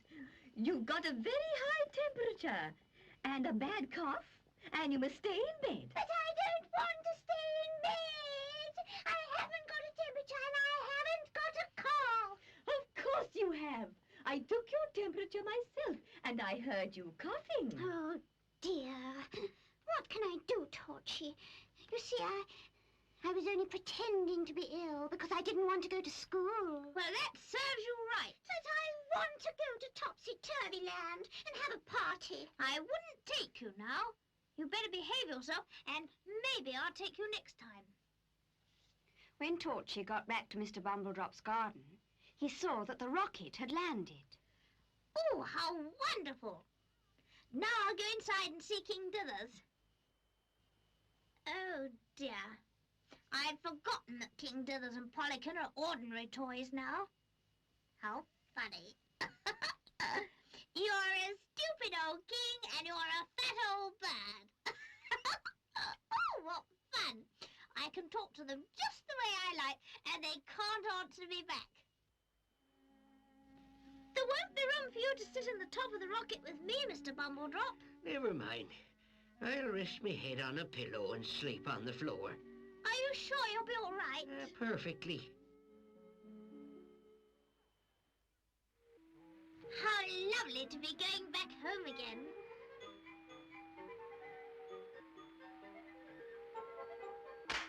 Oh! Why did you hit me? Because you were very rude to me before. Stop it! You're hurting me! Then you shouldn't call me a fat old bird. Yes, although we couldn't talk when we lived on Earth, we knew exactly what was happening. Ah, well, I never.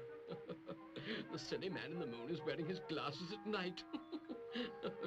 They're sunglasses. They're sunglasses, man in the moon, not moon glasses. Take them off. Oh, he's almost as dithery as I am.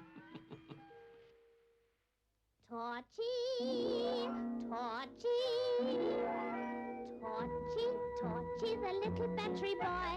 I'm a clever walkie-talkie toy with bright blue eyes and golden hair. I've a magic beam that can shine anywhere. Torchy, Torchy, the little battery boy. Torchy, Torchy, the battery boy. I'm a walkie-talkie toy. Press my switch, see my bulb start to gleam.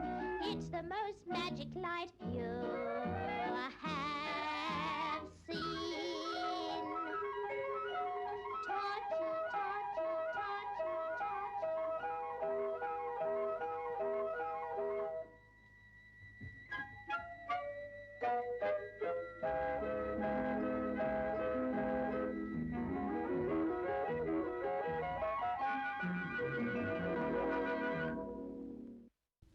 Torchy, Torchy,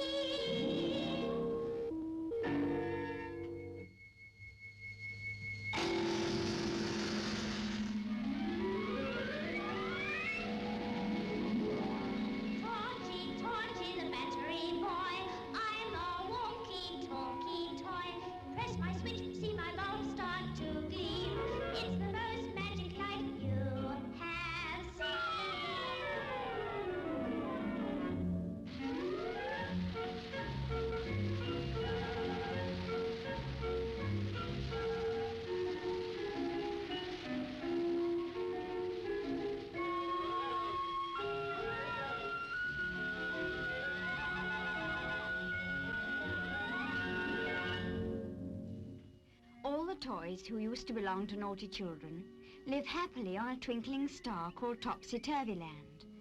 But I'm afraid they're not happy at the moment. I wonder why. I haven't eaten for days and days. I don't even want to squish my water pistol on anyone anymore. And I don't even want to use my magic beam. Oh, dear. I'd better ask Mr. Bumbledrop if he can help us. Mr. Bumbledrop was walking along the road with his poodle. I love having you up here, Master. Don't go back to Earth anymore. Please stay with me. Please. I've got to go back, Pom-Pom. All the flowers in me garden will need watering, and me house will need dusting and cleaning. I'm so glad to see you, dear Bumbledrop. I want you to help us. What's the matter? None of the toys want to eat anymore. We're tired of cream buns, lollipops and bullseyes and peanuts and toffee apples. Why don't you make yourself some roast beef and Yorkshire pudding? We don't want that. We want something very special. Now then, what special food can I think of? While you're thinking, I'll go to Clinker the money box. He's the only toy in Topsy-Turvy Land that's still eating. Lovely grub, lovely grub. Nothing tastes better than a new penny pudding and a fizzy threepenny bit. Do stop talking about food all the time, Clinker. We're all so hungry and we don't know what to eat. What about a couple of 2-shilling pieces? We can't eat money. We get indigestion. It's all right for you because you're a money box. When I was a toy and belonged to Bossy Boots, I was always hungry because she spent her money and never put it inside me. But now I can eat until I'm sick. Clinker the money box, I'm very thin. I have no money inside of my tin. Can you spare a bob or two? If you can't, a penny will do. Clink, clinker, clink, clinker. Clinker the money box, rattle my tin. I am so hungry that I'll eat a pin. When I'm hungry, I always frown. Can you give me half a crown? Clink, clinker, clink, clinker, looking for money. I need some silver inside of my tummy. Can you spare a bob or two? I must have some money to chew. Well, you're not thin anymore, you know. You're so fat that you'll burst. I'm going back to ask Mr. Bumbledrop if he's thought of something. Have you thought of some special food, Mr. Bumbledrop? Well, I've been thinking, why don't you take me back to Earth in your rocket, and I'll cook you some nice sausages and baked beans. Well, I don't think so. Or I'll give you a nice tasty bit of cheese. Cheese? Why ever didn't we think of it before? I'm sure the toys would like cheese. I'll go and ask them. Would you like some cheese, Squish? Gee, I sure would love a piece of cheddar. Good. Then I'll take Mr. Bumbledrop back to Earth in the rocket, and on the way I'll stop at the moon and get as much cheese as I can. My goodness. It's very exciting to fly in a rocket. It will be even more exciting to land on the moon, and we're nearly there. Look, I can see it. If anyone tells you the moon is made of green cheese, don't believe them. Because it's made of ripe, yellow, golden cheese. Now, I remember that the man in the moon lives in a windmill made of cheese. Look, it's over there. Oh dear, there's no one here. Oh, we better sit down and wait for him. Well, let's lie on the bed and have a little sleep. Get out of my bed. I'm tired and I want to go to sleep. Hello, Moon Man. Don't hello me. Get out of my bed and let me climb in. You can't go to sleep during the day. When else can I go to sleep? I shine brightly all night, and in the day when the sun comes out, I go to bed. Well, I can't sleep when the sun shines. It gets in me eyes. But I wear sunglasses. Now get out of my bed while I make you some breakfast.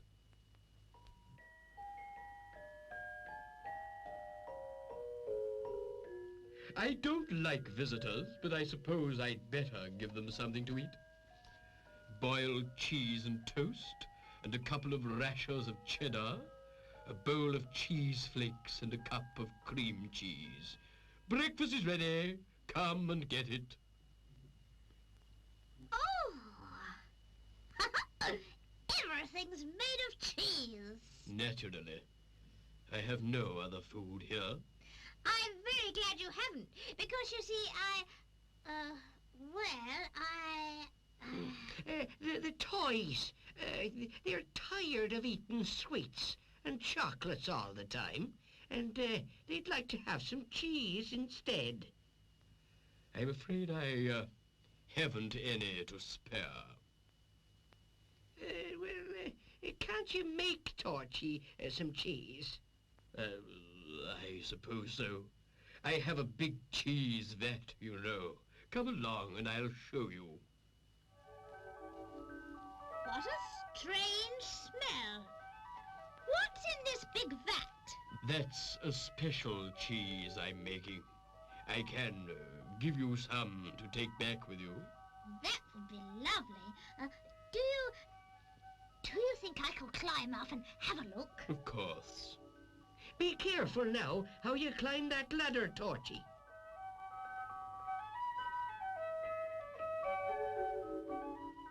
Don't bend too far over, or you'll fall in.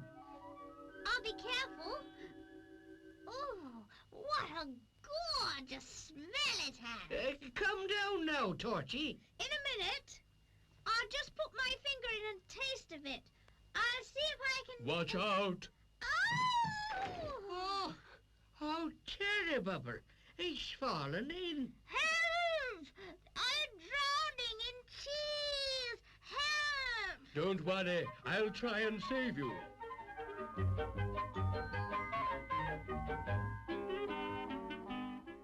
Good gracious. Where are you? I'm here! Oh, dear. I don't think I can reach you. But you got to help me. I'm drowning. I'll get a rope, and maybe we can pull him out. I haven't got a rope. There's a rope in the rocket.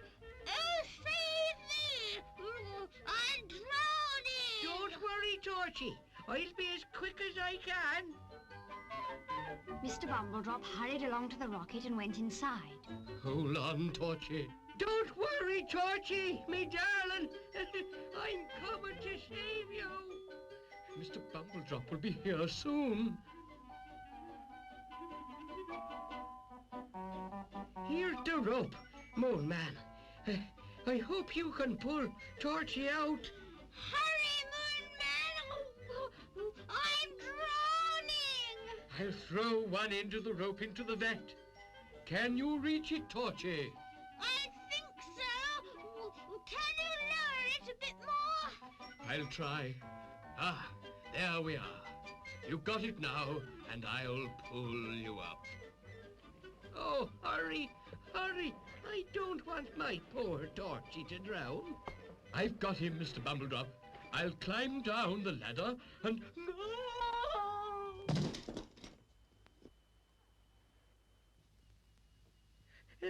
Have you hurt yourself?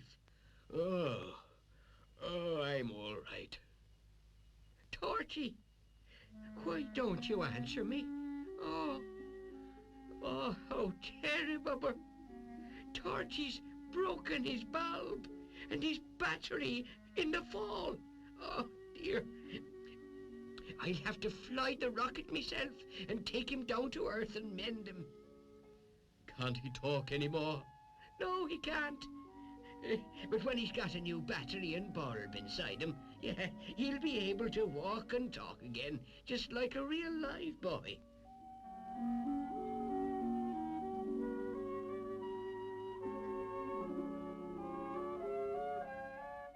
I wonder where Mr. Bumbledrop has got to. There he is. I've come to say goodbye to... Well, what's all this? It's some cheese for Torchy to take to Topsy-Turvy Land. That's very kind of you. I'll put it inside the rocket, and Torchy can take it to the toys as soon as I've mended him. Bye-bye now. Have a nice sleep. I certainly will. The Moon Man went straight to bed and put on his sunglasses. Now the sun won't keep me awake and everything's black. Black. Black. Ah, Mr. Bumbledrop's flown the rocket away. Oh, I'll soon go to sleep now. Oh, good night, everybody.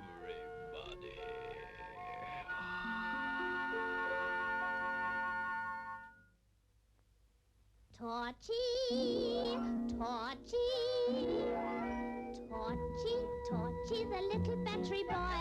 I'm a clever walkie-talkie toy with bright blue eyes and golden hair. I've a magic beam that can shine anywhere. Torchy, Torchy, the little battery boy. Torchy, torchy, the battery boy. I'm a walkie-talkie toy. Press my switch, see my bulb start to gleam. It's the most magic light you have seen. Torchy, torchy, torchy,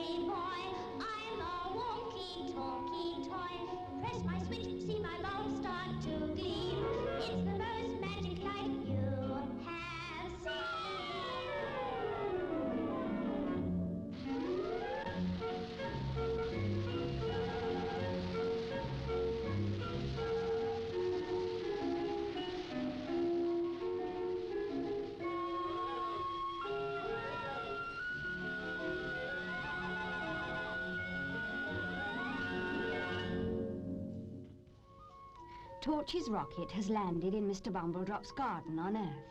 And Mr. Bumbledrop is inside his house, putting a new bulb and battery into the little toy. Yeah, there. I fixed you up as good as new. And now you can go back to Topsy-Turvy Land. Oh, that's wonderful. I'll leave at once. Why not have a cup of milk first? And then you... I hope you haven't got a cold. I think I have. You better go to bed. But I've no one to look after me. I'll look after you. Oh, do go to bed.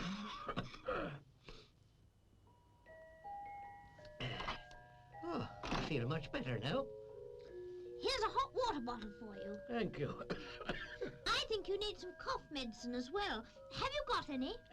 I had a big bottle, but I gave it to Mrs. Meanie Mouth when Bogey was ill. Oh, then I'll go there and ask her to give it back to me. I won't be long. Torchy walked along the road until he came to Bogey's house. I wonder if they're in.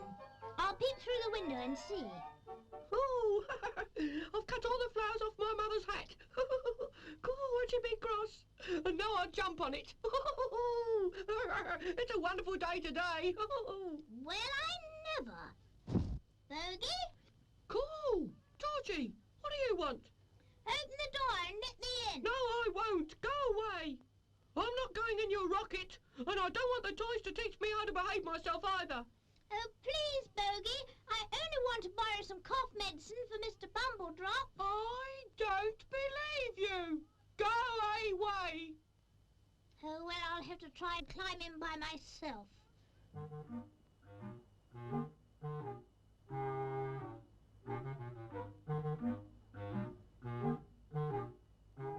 There, I've done it. Now I'll creep into the house and get the bottle of medicine. I'd better be careful Bogey doesn't see me, or he might put me in his cupboard.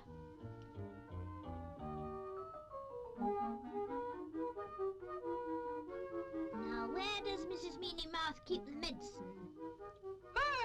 Of course you. Go, you're my prisoner. Let me go! No, I won't. I've no one to play with me, so you'll have to play with me instead.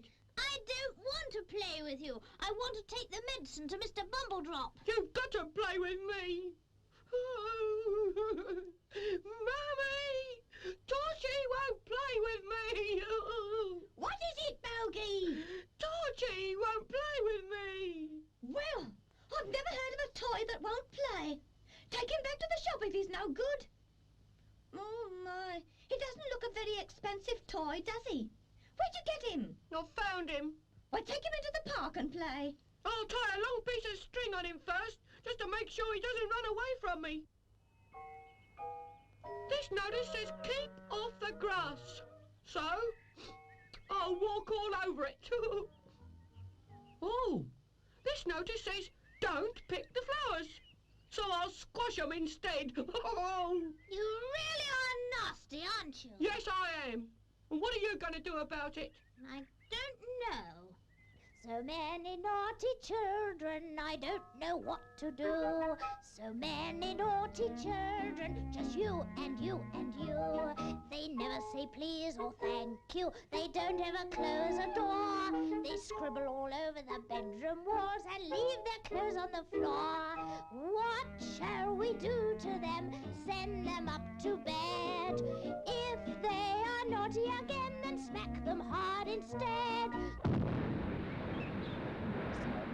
Naughty children, lots of girls and boys who never mind their manners and never care for toys. They never wash their ears or neck, they've dirty fingernails. They pull the wings off butterflies and tie cans of puppy dogs' tails. That's a stupid song. Come on now, play with me. Oh, please let me get the cough medicine for Mr. Bumbledrop. Not until you've played with me. Cool. I'm going to throw stones at the statues and see if I can break them. You wouldn't dare. Oh, yes, I would. Cool. I've broken an arm. You better make sure the park keeper doesn't find you. The park keeper's gone home for his lunch. Come on, Torchy, let's play hide and seek. I can't hide when I'm tied with rope because you'll always know where I am. And I'll undo you.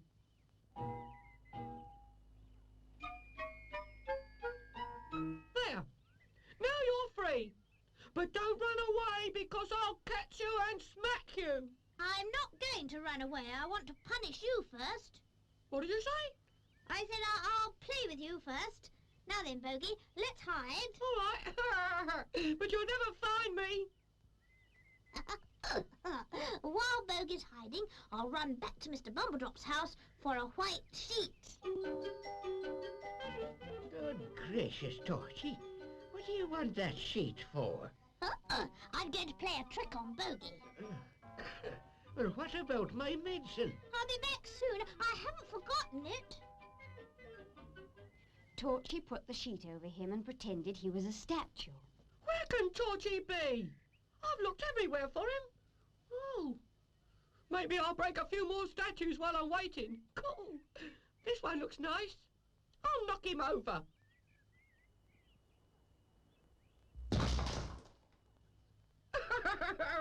Cool, that was a good one. Oh, oh, cool. Who hit me? Oh, that's funny. There's no one here. Oh. Well, what else can I do? Oh, I think I'll push this statue over too. Oh, gosh, this is a very heavy statue. Cool. I still can't do it. I'll better dive on it very quickly and then I'll be able to knock it over then. Cool.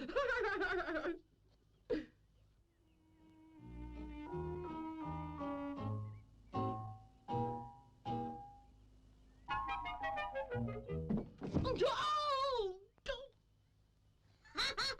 That serves you right. Now I'll go and get that medicine for dear old Bumbledrop.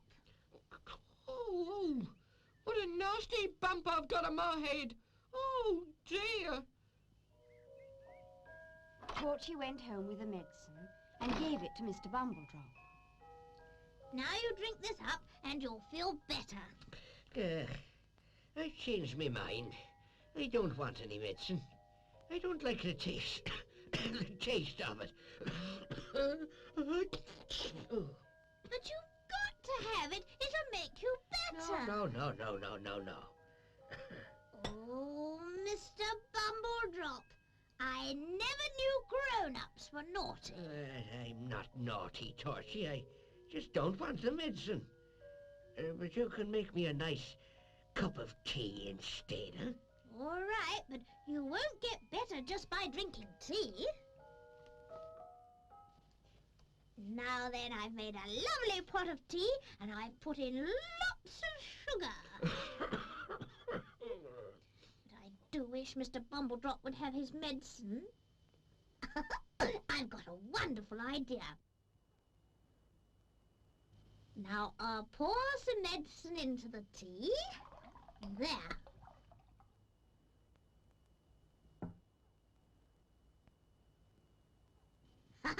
Now Mr. Bumbledrop will have his medicine without knowing it. Where's me tea? It's coming. Here you are. And about time too. Oh, I'm very thirsty. Drink it up quickly and I'll pour you another cup. That's very kind of you.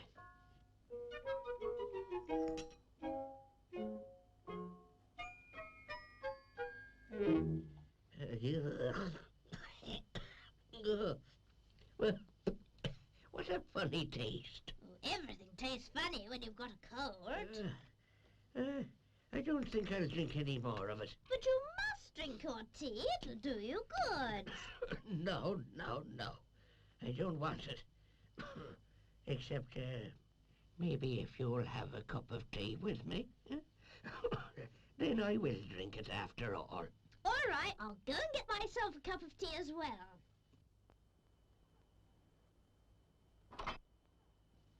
Fancy Mr. Bumbledrop not wanting to drink his tea. I suppose it must have such a horrible taste that he couldn't bear it. But I'm sure he'll drink it when I drink mine.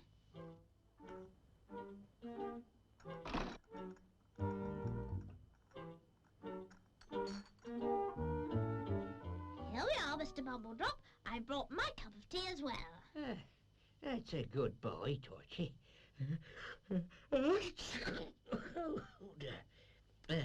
I wonder if you might get a big handkerchief out of my coat pocket. All right, but you must drink the tea when I come back. Torchy thinks that I don't know that he's put medicine in me tea. I'll switch the cups around and let him drink the medicine instead. Here's the handkerchief, and I'm not going to let Mr. Bumbledrop make any more excuses. He's got to drink the tea when I get back. Here's your hanky, but first of all, drink your tea. Let's drink it together. Very well. Ugh. Ugh, what a horrible taste. Never mind. Never mind, me little toy. It'll do you good. It's got the medicine in. But I haven't got a cold. Oh, yes, you have. But don't worry. You'll soon be better now. Torchy, Torchy, Torchy, Torchy, the little battery boy. I'm a clever walkie-talkie toy with bright blue eyes and golden hair. I've a magic beam that can shine anywhere. Torchy, Torchy, the little battery boy. Torchy, Torchy, the battery boy. I'm a walkie-talkie toy. Press my switch, see my bulb start to gleam. It's the most magic light you have seen. Torchy,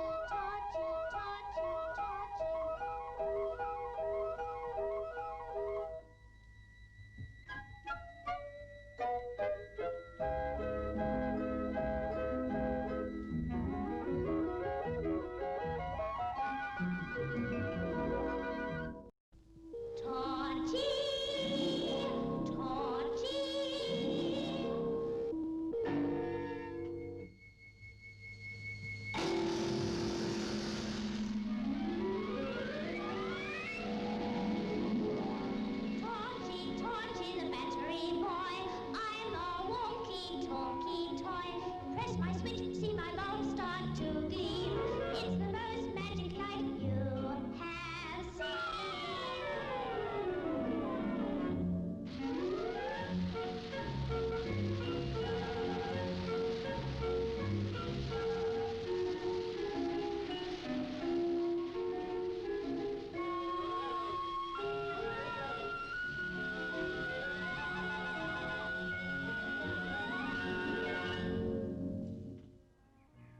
All the toys were playing on the beach and having lots of fun. Squish and Whirly were building a sandcastle. Flopsy and Sparky were making sand pies. Torchy was digging a tunnel, and Pom-Pom was digging for bones. Even King Dithers had his throne carried to the beach as well, so that he could paddle in the sea. Oh, it's great fun living on Topsy-Turvy Land. I never want to go down to Earth anymore.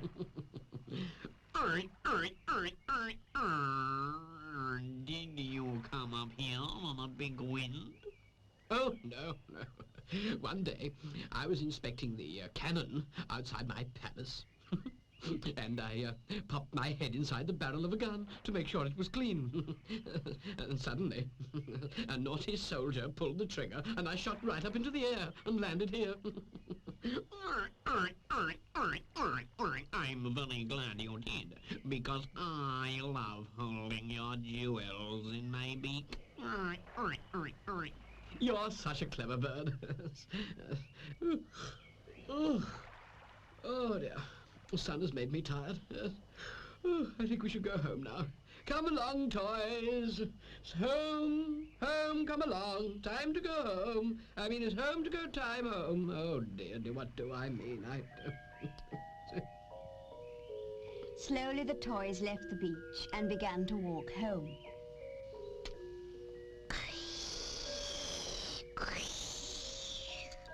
I love going to the beach, but I don't like having to walk back. Neither do I. I'm tired too. If I had a bit more stuffing inside me, I could walk more quickly. You better not let Pom-Pom hear you say the word stuffing, or she'll get very angry. I can't help that. I'm a rag doll, you know, and rag dolls are always full of stuffing. I am filled with stuffing, but it keeps popping out. Pom-Pom bites everything in sight, and I begin to shout. Flopsy, Flopsy, I am looking such a sight. When I see my face in the glass, I begin to scream with fright. You are funny, Flopsy. Come on, we mustn't waste any more time, or it'll be dark before we get home. The toys started to walk again. Oh my, it was such a long way, and soon it got darker and darker. There must be something wrong with my eyes. I can't see a thing. Torchy! Torchy! What's happened to the moon? I don't know. It should be in the sky already. Maybe it's hiding behind a cloud. There aren't any kickle-cockles in the sky. I can't see the moon either. Oh, I wonder what happened to him. Maybe he's forgotten to get up. Can you see him yet, Torchy?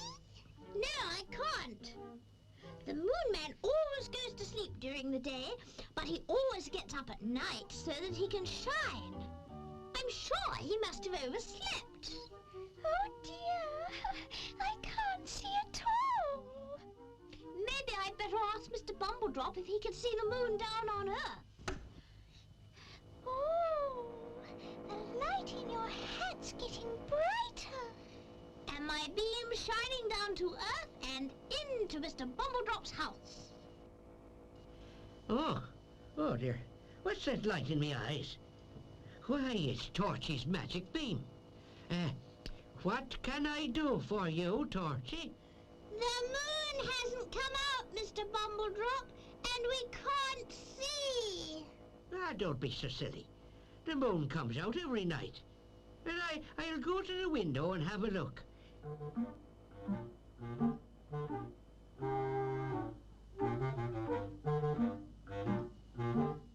Oh, how terrible! You're quite right. The moon hasn't come out after all. Oh, you'll have to fly to the moon in your rocket, Torchy, and find out what's happened. All right, Mr. Bumbledrop. I'll go right away.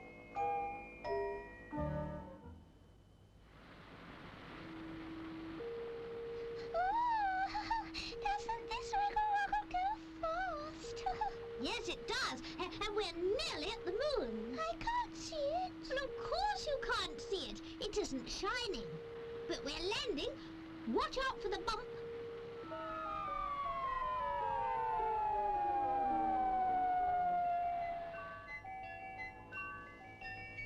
Torchy put on his beam, and he and Flopsy walked along until they came to the cheese windmill. Let's go inside. I'm sure the man in the moon is fast asleep. There. What did I tell you? Wake up! Wake up at once! Who's waking me up in the middle of the day? It's not the middle of the day, it's the middle of the night, and you should be shining. I'll take off your sunglasses. That's why you think it's dark.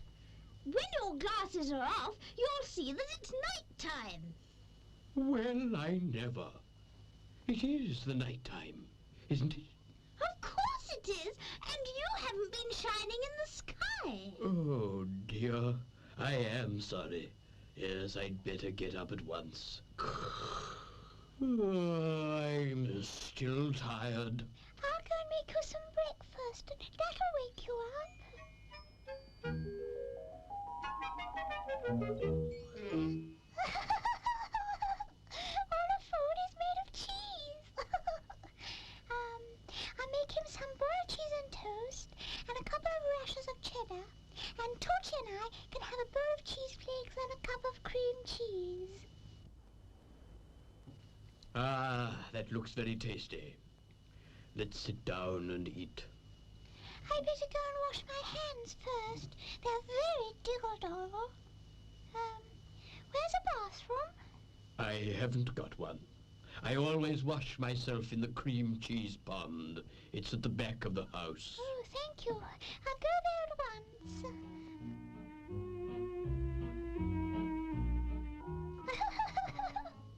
Fancy having to wash in a cream cheese pickle-pockle. Oh, it's very sticky. I don't like it at all. And I haven't got any soap either. Torchy, have you got some soap for me? Of course I haven't any soap for Flopsy. Have you got any, Moonman? As a matter of fact, I have. Some bad cheese tastes just like soap, you know, so I use it to wash myself with. Can I have it then?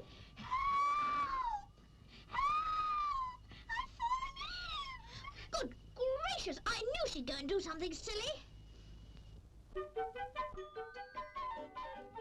Don't worry, Ragdoll. I'll soon pull you out. Oh, I wish you were a bit nearer. I'm not sure that I can reach you. Oh, can't you hold your arms up a bit more? No, I can't. You'll have to stretch, Torchy. If I do, I'll break my seams. What a nuisance you are. Ooh!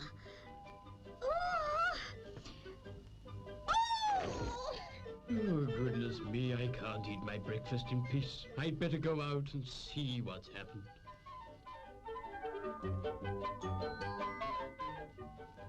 Well, I never. Look at the two of you. It was an accident. I should hope so. I didn't think you were stupid enough to fall in on purpose. Oh, I'd better go and get a rope and pull you out with that, or I might fall in as well. The Moon Man went back to the windmill to get a rope, and then he went back to the pond and threw the rope out to Torchy.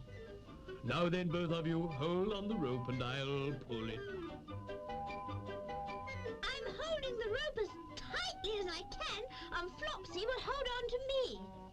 But you better pull very carefully, because this cream cheese pond is sticky.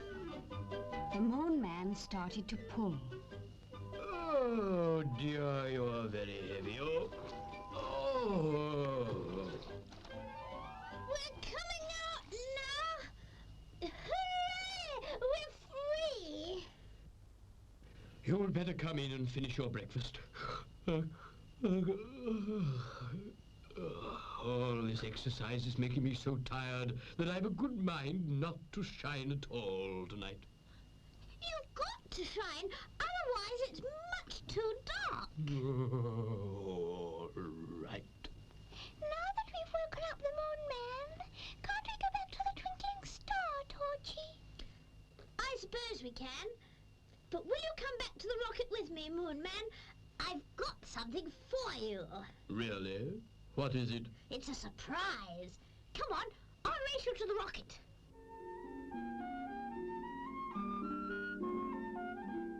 Oh, Torchy got here before I did. He's a very fast runner. Oh, well, where's my surprise? Here you are. It's an alarm clock to make sure you don't oversleep anymore. What a horrible present. Thank you very much. Goodbye. And next time you come, I hope you'll bring me something nicer. Torchy, Torchy, Torchy, Torchy, the little battery boy. I'm a clever walkie-talkie toy with bright blue eyes and golden hair. I've a magic beam that can shine anywhere. Torchy, Torchy, the little battery boy. Torchy, Torchy, the battery boy. I'm a walkie-talkie toy. Press my switch, see my bulb start to gleam. It's the most magic light you have seen. Torchy, Torchy, Torchy,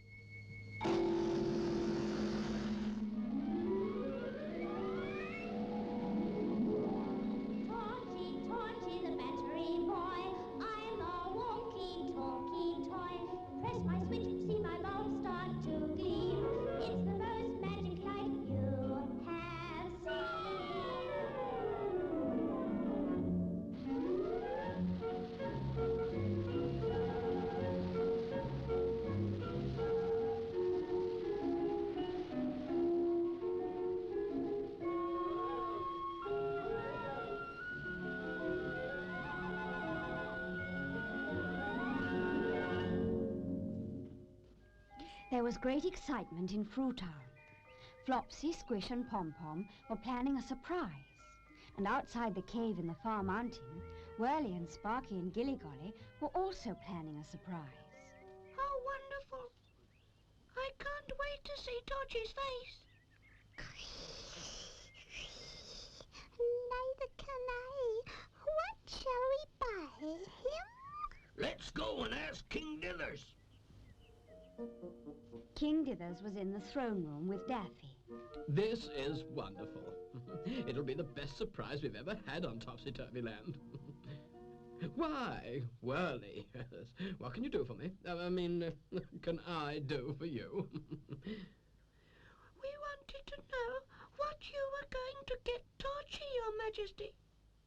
I do wish someone would tell me what all the excitement's about. It's Torchy's birthday. Good gracious. Is he going to have a party? Of course he is. And we're going to hold it in the palace. But what are we going to give him as a present? Why don't you ask him what he wants? Ah, that's a good idea. Whirly, go to Fruitown and find out what Torchy would like. But don't tell him that we're going to give it to him, because we want it to be a surprise. All the toys are talking to each other today, and none of them are talking to me. I'm sure they've got a secret, and they're not going to tell me what it is.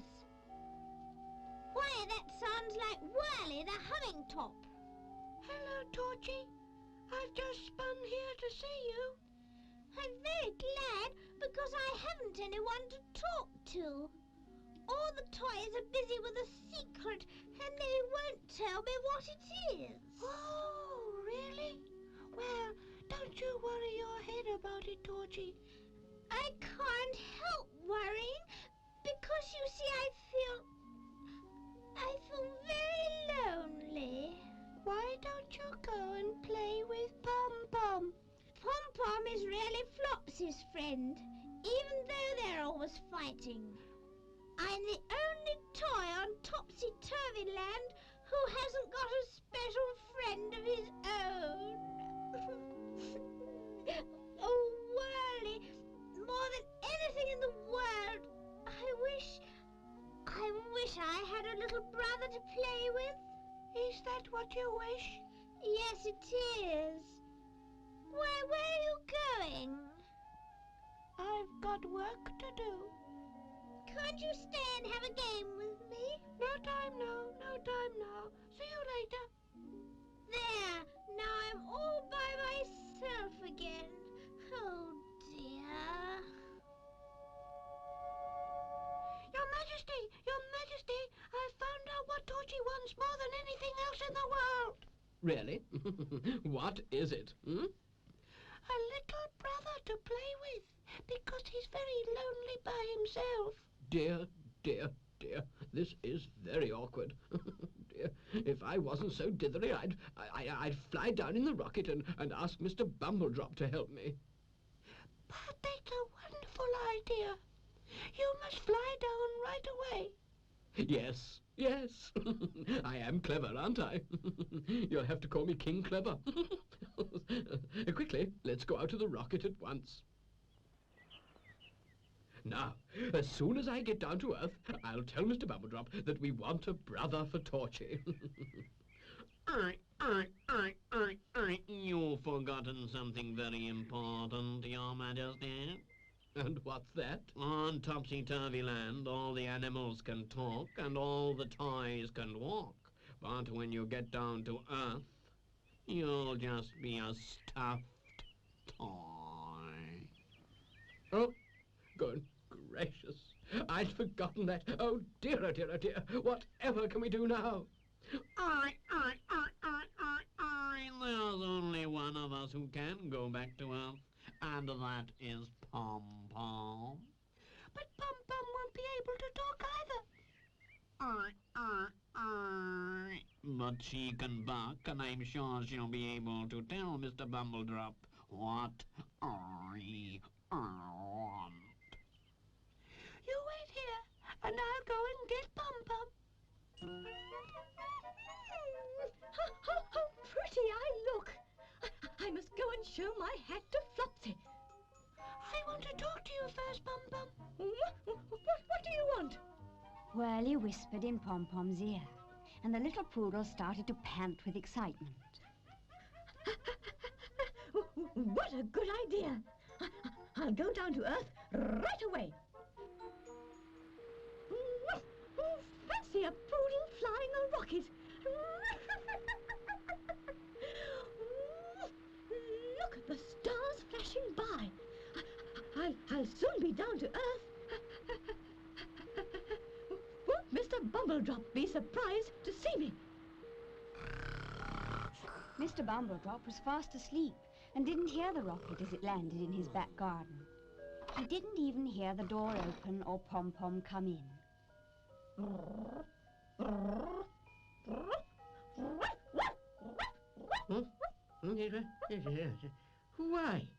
Why, how splendiferous. It's my woolly Pom-Pom. Have you brought Torchy with you? Oh, what a pity. Yes, come up onto my bed and lie next to me. What's the matter with you? Huh? What do you want? Huh? Oh. Well, why do you want me to go into the sitting room? Huh? Have you got something there to show me? Well, I suppose I'd better do as you say, or you won't let me sleep.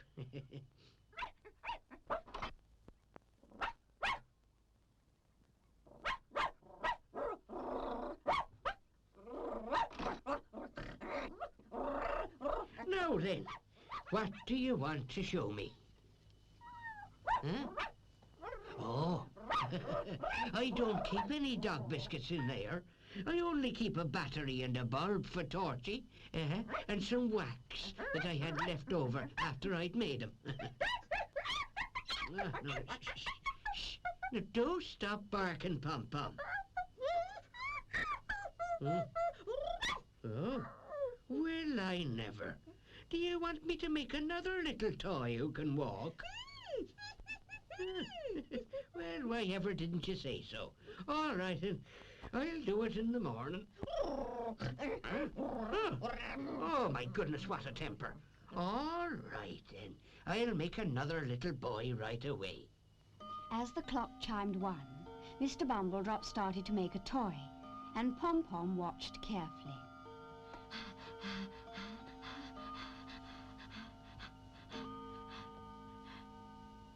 As the clock chimed 3, the toy was finished.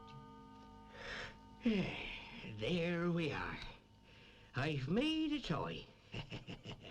Now, what do you want me to do with it? Oh, you want to take it up to Topsy-Turvy Land? All right, yes. Yes. I'll take it there myself.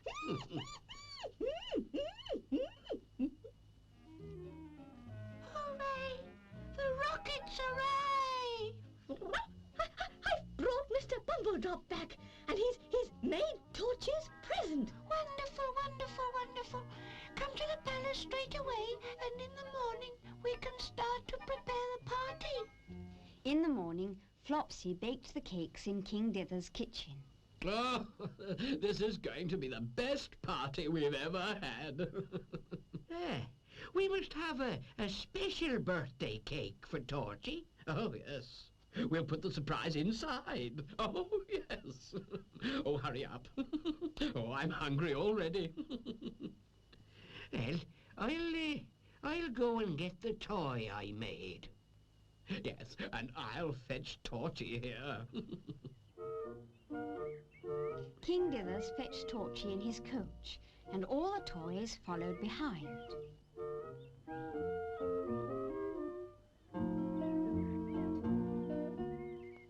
When they reached the throne room, there was the birthday cake on the table. Oh, what a lovely surprise to see you, Mr. Bumbledrop. Well, I came up here because it's your birthday. My birthday? Why, I've forgotten all about it. That's why we always stopped talking when you used to come up to us. You see, we were wondering what to get you as a birthday present. There's only one thing I want, and you'll never be able to get me that. Oh, well, I'm not so sure. Why don't you cut your birthday cake and see? All right.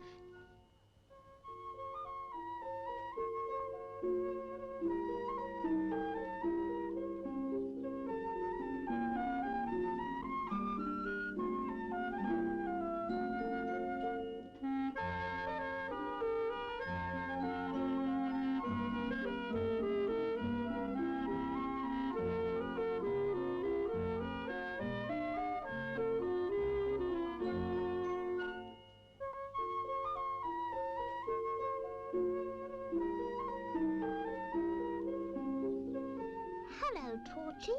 I'm your new brother. You look exactly like me. I should hope so. Mr. Bumbledrop named me last night, and I'm going to live here and play with you forever and ever. 3 cheers for Torchy! Hip, hip, hip! Hooray!